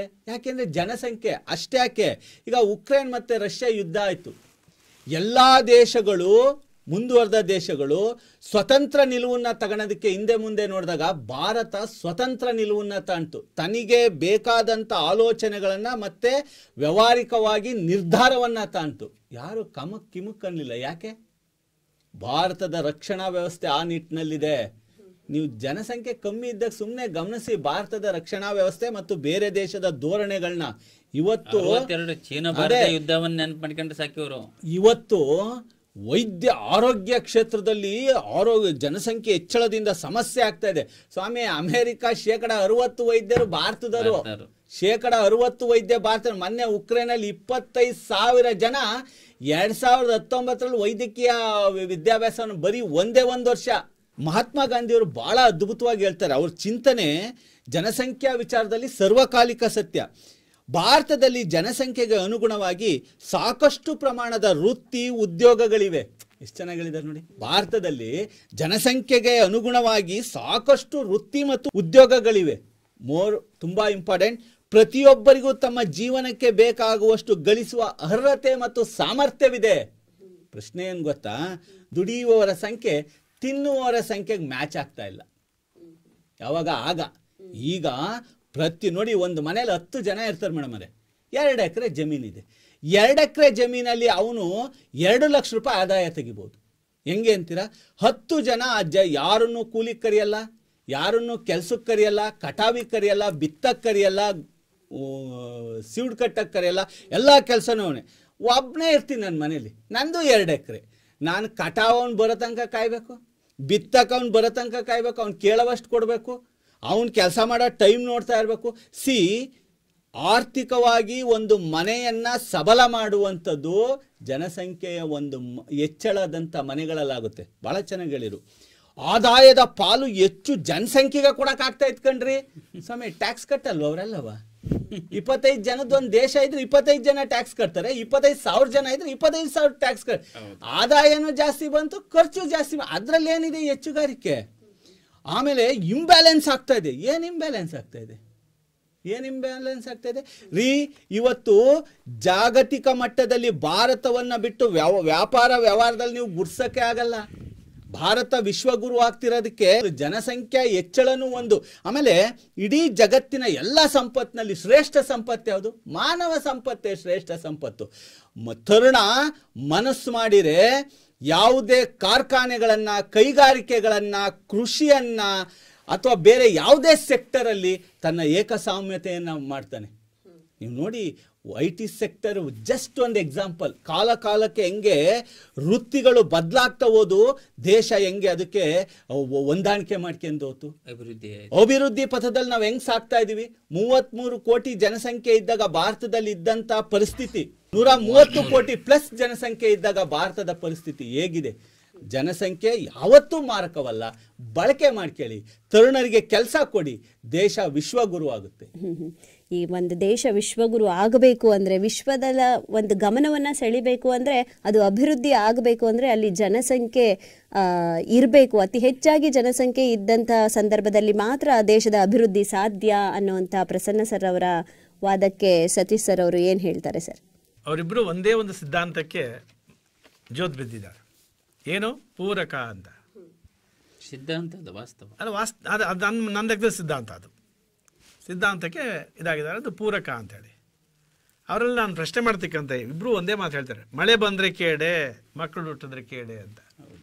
ಇಬ್ಬರು ಸೇಮ್ ಅದೇ ಪದವನ್ನು ಬಳಸ್ತಾರೆ. ಇಬ್ಬರದು ಒಂದೇ ತೀರ್ಮಾನ. ಅತಿಯಾದರೆ ಎಲ್ಲವೂ ಕೇಡೆ, ಅತಿಯಾದರೆ ಎಲ್ಲವೂ ಕೇಡೆ. ನೋಡ್ತಾ ಇದ್ರೆ ಇವತ್ತು ಎಷ್ಟು ಮಳೆ ಬಂದು ಎಷ್ಟು ನಗರಗಳು ಕೊಚ್ಚಿ ಹೋಗ್ತಿದ್ದಾವೆ, ಎಷ್ಟು ಆಸ್ತಿ ಪಾಸ್ತಿಗಳು ನಷ್ಟ ಆಗ್ತಾ ಇದ್ದಾವೆ, ಎಷ್ಟು ಬೆಳೆ ನಷ್ಟ ಆಗ್ತದೆ. ಅತಿಯಾಗಿದ್ದು ಎಲ್ಲನೂ ಕೇಡೆ. ಅದನ್ನು ನಾವು ತಿಳ್ಕೊಬೇಕಷ್ಟೆ. ಆ ಒಂದು ಪದವನ್ನು ಬಳಸಿದ್ದ ಅವರಿಬ್ಬರಲ್ಲಿ ನಾನು ಒಂದು ಕೃಷಿ ಪ್ರಧಾನ ವಿಚಾರಕ್ಕೆ ಸಂಬಂಧಪಟ್ಟರೆ ಬೇಸಲ್ಲಿ ಆ ಪದ ಹೇಳಿದ್ದಾರೆ ಅಂತ ಅಂದ್ಕೊಂಡಿದ್ದೀನಿ. ಅದನ್ನು ನಾನು ಅರ್ಥ ಮಾಡ್ಕೊಂಡಿದ್ದೀನಿ. ಭಾರತ ಒಂದು ಕೃಷಿ ಪ್ರಧಾನ ದೇಶ. 70% ಜನ ಅನಾದಿ ಕಾಲದಿಂದಲೂ ಕೂಡ ಕೃಷಿಯನ್ನು ಅವಲಂಬಿಸಿರ್ತಕ್ಕಂಥ ಜನ. ಇಲ್ಲಿ ಭಾರತದಲ್ಲಿ ಕೃಷಿ ಇದೆ ಅಂತ ಅಂದ್ಕೂಡಲೇ ಹಳ್ಳಿಗಾಡಿನಲ್ಲಿ ಇತ್ತೀಚಿನ ದಿನಗಳಲ್ಲಿ ತಂತ್ರಜ್ಞಾನ ಎಷ್ಟೇ ಮುಂದುವರೆದಿದ್ರು ಕೂಡ ಮನೋರಂಜನಾ ಕೊರತೆ ಕಮ್ಮಿ ಇದೆ. ಅದನ್ನು ನಮ್ಮ ಪ್ರೊಫೆಸರ್ ಒಬ್ಬರು ಹೇಳ್ತಾ ಇದ್ರು, ಇದನ್ನು ಉಲ್ಲೇಖ ಮಾಡ್ತಾ ಇದ್ದೀನಿ. ಭಾರತ ಹಳ್ಳಿಗಳಿಂದ ಕೂಡಿರ್ತಕ್ಕಂಥ ದೇಶ. ಆ ಹಳ್ಳಿಗಳಲ್ಲಿ ಕೃಷಿಯ ಪ್ರಧಾನ ಉದ್ಯೋಗವಾಗಿ ಮಾಡ್ತಾ ಇದ್ದಾರೆ ಜನ. ಅಲ್ಲಿ ಮನೋರಂಜನಾ ಕೊರತೆ ಇರೋದ್ರಿಂದ ಲೈಂಗಿಕ ಚಟುವಟಿಕೆಯನ್ನೇ ಇವತ್ತು ಮನೋರಂಜನೆಯಾಗಿ ಮಾಡ್ಕೊಂಡಿದ್ದಾರೆ ಹಳ್ಳಿ ಕಡೆ ಜನ. ಹಾಗಾಗಿ ಹೊಲ ಗದ್ದೆಗಳಲ್ಲಿ ದುಡಿದು ದಣಿದು ಬರ್ತಕ್ಕಂಥ ಜನ ಬೇಗ ಮಲಗಿ ಹೆಚ್ಚು ಮಕ್ಕಳೊಂದಿಗೆ ಮೇಲೆ ಹೇಳ್ತಾರೆ ಅನ್ನೋದನ್ನು ಜನಸಂಖ್ಯಾ ಸ್ಫೋಟದ ಒಂದು ವಿಚಾರವನ್ನು ಹೇಳ್ಬೇಕಾದ್ರೆ ಆ ಒಂದು ಪದವನ್ನು ಬಳಸ್ತಾ ಇದ್ರು ನಮ್ಮ ಪ್ರೊಫೆಸರ್. ಇಲ್ಲಿ ಹೇಳ್ತಾ ಇದ್ದೀನಿ ನಾನು, ಪೂರ್ಣಚಂದ್ರ ತೇಜಸ್ವಿ ಅವರು ಒಂದು ಮಾತನ್ನು ಹೇಳ್ತಾ ಇದ್ದೀನಿ, ಪ್ರಕೃತಿ ನಮ್ಮ ಬದುಕಿನ ಭಾಗವಲ್ಲ, ಆದರೆ ನಾವು ಪ್ರಕೃತಿಯ ಒಂದು ಭಾಗ ಆಗಿದ್ದೀವಿ. ಹಾಗಂದಾಗ ಅದೇ ರೀತಿ ಗಾಂಧೀಜಿಯದು ಒಂದು ಉಲ್ಲೇಖ ಮಾಡಿದ್ರಿ ನೀವು, ಗಾಂಧೀಜಿಯವರ ಒಂದು ವಿಚಾರವನ್ನು ಉಲ್ಲೇಖ. ಗಾಂಧೀಜಿ ಹೇಳಿರ್ತಕ್ಕಂಥ ಮಾತನ್ನೇ ಹೇಳ್ತೀನಿ, ಪ್ರಕೃತಿ ನಮ್ಮೆಲ್ಲ ಆಸೆ ಆಕಾಂಕ್ಷೆಗಳನ್ನು ಈಡೇರಿಸೋಕ್ಕೆ ಮುಂದಾಗಿದೆ, ಆದರೆ ನಮ್ಮ ದುರಾಸೆನಲ್ಲ. ಗಾಂಧೀಜಿಯವರು ಹೇಳಿರ್ತಕ್ಕಂಥ ಮಾತು. ಇವತ್ತು ಒಂದು ಕಾಲ ಇತ್ತು, ಆ ಕಾಲದಲ್ಲಿ ರಾಜ ಇರ್ತಿದ್ದ, ರಾಜನ ಆಡಳಿತ ಇರ್ತಿತ್ತು, ಅವನು ಜನಸಂಖ್ಯೆ ಜಾಸ್ತಿ ಆದಂಗೆಲ್ಲ ಅಥವಾ ಜನರಿಗೆ ಬೇಕಾಗಿರ್ತಕ್ಕಂಥ ಸೌಲಭ್ಯವನ್ನು ಕೊಡಬೇಕು ಅನ್ನೋ ಉದ್ದೇಶದಿಂದ ಅಕ್ಕಪಕ್ಕದ ರಾಜ್ಯಗಳ ಮೇಲೆ ದಂಡೆತ್ತಿ ಹೋಗ್ತಾ ಇದ್ದ, ತನ್ನ ಸಾಮ್ರಾಜ್ಯವನ್ನು ವಿಸ್ತಾರ ಮಾಡ್ತಿದ್ದ, ದೇಶದ ಬೊಕ್ಕಸಕ್ಕೆ ಹಣದ ಹೊಳೆಯನ್ನೇ ತರ್ತಾ ಇದ್ದ, ಹೌದಲ್ವಾ? ಆದರೆ ಇವತ್ತು ಆ ಒಂದು ಕಾಲಮಾನದಲ್ಲಿ ನಾವಿಲ್ಲ ಸ್ವಾಮಿ. ಇವತ್ತು ನಮ್ಮ ದೇಶ ಎಷ್ಟಿದೆ ಅಂದರೆ ಅಷ್ಟೇ ಇರಬೇಕು. ಅರಬ್ಬಿ ಸಮುದ್ರ, ಬಂಗಾಳ ಕೊಲ್ಲಿ ಅಥವಾ ಹಿಂದೂ ಮಹಾಸಾಗರವನ್ನು ದಾಟಿ ನಮ್ಮ ದೇಶವನ್ನು ಎಳ್ಕೊಂಡು ಹೋಗೋಕ್ಕಾಗಲ್ಲ, ಭೂಮಿಯನ್ನು ಪರಿಸರವನ್ನು ವಿಸ್ತಾರ ಮಾಡೋಕ್ಕಾಗಲ್ಲ. ನಮ್ಮ ಜನಸಂಖ್ಯೆಗೆ ಅನುಗುಣವಾಗಿ ನಮ್ಮ ಪ್ರಾಕೃತಿಕ ಸಂಪನ್ಮೂಲಗಳನ್ನು ಅಥವಾ ಭೂಭಾಗವನ್ನು ವಿಸ್ತಾರ ಮಾಡೋಕ್ಕೆ ಸಾಧ್ಯ ಇಲ್ಲದೆ ಇರತಕ್ಕಂಥ ಸನ್ನಿವೇಶದಲ್ಲಿ ನಾವಿದ್ದೀವಿ. ಆ ಸನ್ನಿವೇಶದಲ್ಲಿ ನಾವಿದ್ದೀವಿ ಅಂತಂದಾಗ ನಮ್ಮ ಜನಸಂಖ್ಯೆ, ನಾನು ಎಕಾಲಜಿಕಲ್ ಫುಟ್ ಪ್ರಿಂಟ್ ಅಂತ ಬರ್ತಿದೆ, ಎಕಾಲಜಿಕಲ್ ಫುಟ್ ಪ್ರಿಂಟ್ ಅಂತ ಹೇಳ್ತಾರೆ. ನಾವು ಎಷ್ಟು ಪ್ರಕೃತಿಯನ್ನು ಬಳಸ್ಕೊಳ್ತಾ ಹೋಗ್ತೀವಿ ಅಷ್ಟೇ ಅದನ್ನು ಅಭಿವೃದ್ಧಿಪಡಿಸೋ ಮಟ್ಟಿಗೆ ಹೋಗಬೇಕು. ಅದನ್ನು ಆಗ ಮಾತ್ರ ಎಕಾಲಜಿಕಲ್ ಬ್ಯಾಲೆನ್ಸ್ ಆಗುತ್ತೆ. ಎಕಾಲಜಿಕಲ್ ಫುಟ್ ಪ್ರಿಂಟ್ ಅಂದರೆ ನಾವು ಎಷ್ಟು ಜಾಗದಲ್ಲಿ ನಮ್ಮ ಹೆಜ್ಜೆನ ಇಟ್ಟಿದ್ದೀವಿ, ಅಂದರೆ ಬಳಸಿದ್ದೀವಿ ಅನ್ನೋ ಲೆಕ್ಕಕ್ಕೂ ಆಗುತ್ತೆ. ಸೊ ಅಷ್ಟೇ ಪ್ರಮಾಣದಲ್ಲಿ ನಾವು ಅದನ್ನು ಅಭಿವೃದ್ಧಿಪಡಿಸಬೇಕು. ಎಲ್ಲೇ ಅಭಿವೃದ್ಧಿಪಡಿಸೋಕ್ಕಾಗ್ತಾರೆ ಸ್ವಾಮಿ? ನಿಮ್ಮ ದೇಶದ ಜನಸಂಖ್ಯೆ ಜಾಸ್ತಿ ಆಗ್ತಿರೋದ್ರಿಂದ ಇವತ್ತು ಪರಿಸರ ನಷ್ಟ ಆಗ್ತಾ ಇದೆ. ಬೆಳೆ ಬೆಳೀತಕ್ಕಂಥ ಭೂಮಿಯನ್ನೆಲ್ಲ ಇವತ್ತು ನಾವು ಕಾಂಪ್ಲೆಕ್ಸ್ಗಳನ್ನು ಮಾಡ್ತಾ ಇದ್ದೀವಿ ಅಥವಾ ವಾಸಕ್ಕೆ ಯೋಗ್ಯವಾದಂಥ ಭೂಮಿಯಾಗಿ ಪರಿವರ್ತನೆ ಮಾಡೋಕ್ಕೆ ಹೋಗ್ತಾ ಇದ್ದೀವಿ. ಯಾಕೆ ಪರಿವರ್ತನೆ ಮಾಡ್ತಾ ಇದ್ದೀವಿ? ಎಷ್ಟು ಜನ ಕೃಷಿಕರು ಇವತ್ತು ತಮ್ಮ ಜಮೀನನ್ನು ಲೇಔಟ್ ಆಗಿ ಪರಿವರ್ತನೆ ಮಾಡ್ತಾ ಇಲ್ಲ? ಅದು ನಿಮಗೆ ಗೊತ್ತಾಗ್ತಿಲ್ವಾ? ಇದು ಪರಿಸರವನ್ನು ತಿಂದು ಹಾಕ್ತಾ ಇದೆ. ಜನಸಂಖ್ಯಾ ಸ್ಫೋಟ ಇದೆಯಲ್ಲ, ನಮ್ಮ ಪರಿಸರವನ್ನು ತಿಂದಾಗ್ತಾ ಇದೆ, ಪರಿಸರವನ್ನು ನಷ್ಟ ಮಾಡ್ತಾ ಇದೆ, ಪರಿಸರದ ಮಾಲಿನ್ಯಕ್ಕೆ ಕಾರಣ ಆಗ್ತಾ ಇದೆ. ಇದು ಒಂದು ಲೆಕ್ಕಕ್ಕಾದರೆ ಅನೇಕ ಕೃಷಿ ಭೂಮಿಗಳು ಇವತ್ತು ನಿವಾಸಕ್ಕೆ ಯೋಗ್ಯ ಆಗ್ತಕ್ಕಂಥ ಈ ಲೇಔಟ್ಗಳು ಆಗ್ತಾ ಇದ್ದಾವೆ. ಇದು ನಾವು ಪ್ರಕೃತಿ ಮೇಲೆ ಮಾಡ್ತಕ್ಕಂಥ ದಾಳಿ. ಇದು ಆ ದಾಳಿಗೆ ಕಾರಣನೇ ನಮ್ಮ ಜನಸಂಖ್ಯಾ ಸ್ಫೋಟ. ಅಲ್ಲಿ ಮತ್ತೊಂದು ಮಾತು ಹೇಳಿದ್ರು, ಹೌದು, ಅವ್ರು ಮತ್ತೊಂದು ಮಾತು ಹೇಳಿದ್ರು, ಮನೆಯಲ್ಲಿ ಮಕ್ಕಳು ಜಾಸ್ತಿ. ಹಳ್ಳಿ ಕಡೆ ಒಂದು ಮಾತಿದೆ, ಹುಡ್ಸಿದ್ದೇವ್ರು ಉಳ್ಮೇಯಿಸ್ತಾನ, ಮಕ್ಕಳು ಜಾಸ್ತಿ ಆಯಿತು ಅಂದರೆ ಶಿವ ಕೊಟ್ಟಿದ್ದೆ, ದೇವ್ರು ಕೊಟ್ಟಿದ್ವು ಮಕ್ಕಳು, ಉಳ್ಮೇಯಿಸಲ್ಲ ಅಂತ ಹೇಳ್ತಾರೆ. ಇಲ್ಲಿ ಇವತ್ತು ಕೃಷಿ ಪ್ರಧಾನ ದೇಶದಂಥ ಭಾರತದ ದೇಶದಲ್ಲಿ ನಿರುದ್ಯೋಗ, ಅರೆ ನಿರುದ್ಯೋಗ, ಮರೆಮಾಚಿದ ನಿರುದ್ಯೋಗ, ಈ ನಿರುದ್ಯೋಗಗಳು ಕಂಡು ಬರೋಕ್ಕೆ ಕಾರಣನೇ ಜನಸಂಖ್ಯಾ ಸ್ಫೋಟ ಅಂತ ಹೇಳ್ತಿದೆ. ಹಾಗಾಗಿ ಜನಸಂಖ್ಯಾ ಸ್ಫೋಟ ದೇಶದ ಅಭಿವೃದ್ಧಿಗೆ 2 ಎಕರೆ ಜಮೀನು ಇರ್ತಿದೆ, ತಂದೆ ತಾಯಿ ಇರ್ತಾರೆ, 8 ಮಕ್ಕಳು ಇರ್ತಾವೆ ಮನೆಯಲ್ಲಿ, ಅಭ್ಯಪಾರಣೆ ಮುಂದೆ ಅವನು ಅಲ್ಲೇ ಬರೋದು. ಮತ್ತೆ ಬರ್ತೀನಿ. ಬಡತನಕ್ಕೆ ಮಕ್ಕಳು ಜಾಸ್ತಿ ಅನ್ನೋ ಒಂದು ಮಾತಿದೆ. ಸೊ ಬಡತನದಲ್ಲಿ ಇದ್ದಾಗ್ಲೇನೆ ಮಕ್ಕಳು ಜಾಸ್ತಿ ಆಗ್ತಾ ಇದ್ದಾರೆ ಅಂದಾಗ ಅಲ್ಲಿ ಜನಸಂಖ್ಯೆ ಹೆಚ್ಚುತ್ತಾ ಹೋದಾಗ ಇರೋ ಬಡತನ ಮತ್ತೆ ಅಲ್ಲಿ ಸಿರಿತನಕ್ಕೆ ಎಲ್ಲಿ ದಾರಿ ಮಾಡಿಕೊಡುತ್ತೆ ಅಲ್ಲಿ ಮತ್ತೆ ಅದು ಅಧೋಗತಿಗೆ ಬರುವಂಥ ಒಂದು ಸಂದರ್ಭನ ಸೃಷ್ಟಿಸುತ್ತೆ ಜನಸಂಖ್ಯೆ ಹೆಚ್ಚಾಗೋದ್ರಿಂದ ಅಂತ ಹೇಳೋವಂಥ ಸತೀಶ್ ಸರ್ ಅವರ ವಾದಕ್ಕೆ ಕೊಟ್ರೆ ಸರ್ ಅವ್ರು ಏನು ಹೇಳ್ತೀರಾ ಸರ್? ಅವರು ಮಾತಾಡ್ತಾ ಇದ್ರು, ಅದಕ್ಕಿಂತ ಮುಂಚೆ ಪ್ರಕಾಶ್ ಸರ್ ಅವಾಗಲೇ ಮಾತಾಡಿದಂಥ ಒಂದೆರಡು ಪ್ರಶ್ನೆಗಳಿಗೆ ನಾನು ಉತ್ತರ ಕೊಟ್ಟು ಇಲ್ಲಿ ಬರ್ತೀನಿ. ಜನಸಂಖ್ಯೆ ಹೆಚ್ಚಾಗೋದ್ರಿಂದ ಸಮುದ್ರದ ಆಳಕ್ಕೆ ಹಿಡಿದುಬಿಟ್ಟು ಸಿಕ್ಕ ಪ್ರಾಣಿಗಳನ್ನೆಲ್ಲ ತಿಂತ ಇದ್ದೀವಿ ಅಂತ ಉಲ್ಲೇಖ ಮಾಡಿದ್ರಿ. ಈಗ ಕಡಿಮೆ ಆಗಿದೆ ತಿನ್ನೋದು. ಹಿಂದಿನ ಕಾಲದಲ್ಲಿ ಕಾಡಲ್ಲೇ ಯಾವ ಪ್ರಾಣಿಗಳನ್ನು ಬಿಡ್ತಾ ಇರಲಿಲ್ಲ, ಹಂಗೆ ತಿಂತ ಇದ್ರು. ಇವತ್ತು ಸ್ವಲ್ಪ ಇದಾವೆ, ನೀವು ಹೋಗ್ಬೇಕು ಅಂತ ಕಾಡುಗಳಿಗೆ ಹೋಗ್ತಾ ಇಲ್ಲ. ನಿಮ್ಮಲ್ಲಿ ಯಾಕೆ ಕಾಡು ಉಳಿಸ್ಕೊಂಡಿಲ್ಲ ನೀವು? ಇದಾವೆ ನೀವು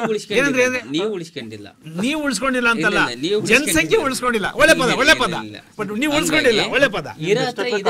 ಪ್ರಾಣಿಗಳು ಇದಾವೆ. ಮತ್ತೆ ಇನ್ನೊಂದು ಪದವನ್ನ ಬಳಸಿದ್ರೆ ನೀವು, ಜನಸಂಖ್ಯೆ. ಪಾಕಿಸ್ತಾನ ಉದಾಹರಣೆ ಕೊಟ್ರೆ, ಜನಸಂಖ್ಯೆ ಹೆಚ್ಚಳ ಆಗಿರೋದ್ರಿಂದ ಅಲ್ಲಿ ಉದ್ಯೋಗ ಆಗ್ತಾ ಇಲ್ಲ, ಸಿಗ್ತಾ ಇಲ್ಲ, ಅದಕ್ಕೆ ಭಯೋತ್ಪಾದಕರಾಗ್ತಾ ಇದ್ದಾರೆ ಅಂತ. ಜನಸಂಖ್ಯೆ ಹೆಚ್ಚಳ ಆದ್ರೆ ಇಂಡೈರೆಕ್ಟ್ ಆಗಿ ಯಾವ ದೇಶದಲ್ಲಿ ಜನಸಂಖ್ಯೆ ಹೆಚ್ಚಳ ಆಗುತ್ತೆ, ಭಯೋತ್ಪಾದನೆ ಆಗುತ್ತೆ ಅಂದ್ರೆ ಅಲ್ಲಿ ಹೇಳಿದ್ರಿ.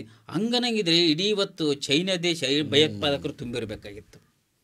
ಭಾರತದಲ್ಲಿ ಬೀದಿ ಬೀದಿಗೆ ಭಯೋತ್ಪಾದಕರು ಇರಬೇಕಾಯ್ತು. ನಿಮ್ಮ ವಾದದ ಪ್ರಕಾರ ನಾನು ಹೇಳ್ತೀನಿ, ಜನಸಂಖ್ಯೆ ಹೆಚ್ಚಳ ಆಗೋದಾದರೆ ಎಲ್ಲ ಭಯೋತ್ಪಾದಕರು ಆಗಬೇಕಾಗಿದ್ದರೆ ನೀವು ಹೇಳಿದಂಗೆ ಭಾರತ ಮತ್ತು ಚೀನಾದಲ್ಲಿ ಅಂಥ ಚಿಕ್ಕ ಪಾಕಿಸ್ತಾನದಲ್ಲಿ ಅಷ್ಟೊಂದು ಭಯೋತ್ಪಾದಕರು ಇದ್ದಾರೆ ಅಂದರೆ ಚೀನಾ ಮತ್ತು ಭಾರತದಲ್ಲಿ ಎಷ್ಟು ಭಯೋತ್ಪಾದಕರು ಇರಬೇಕಾಗಿತ್ತು? ರಷ್ಯಾದಲ್ಲಿ ಎಷ್ಟು ಭಯೋತ್ಪಾದಕರು ಇರಬೇಕಾಗಿತ್ತು?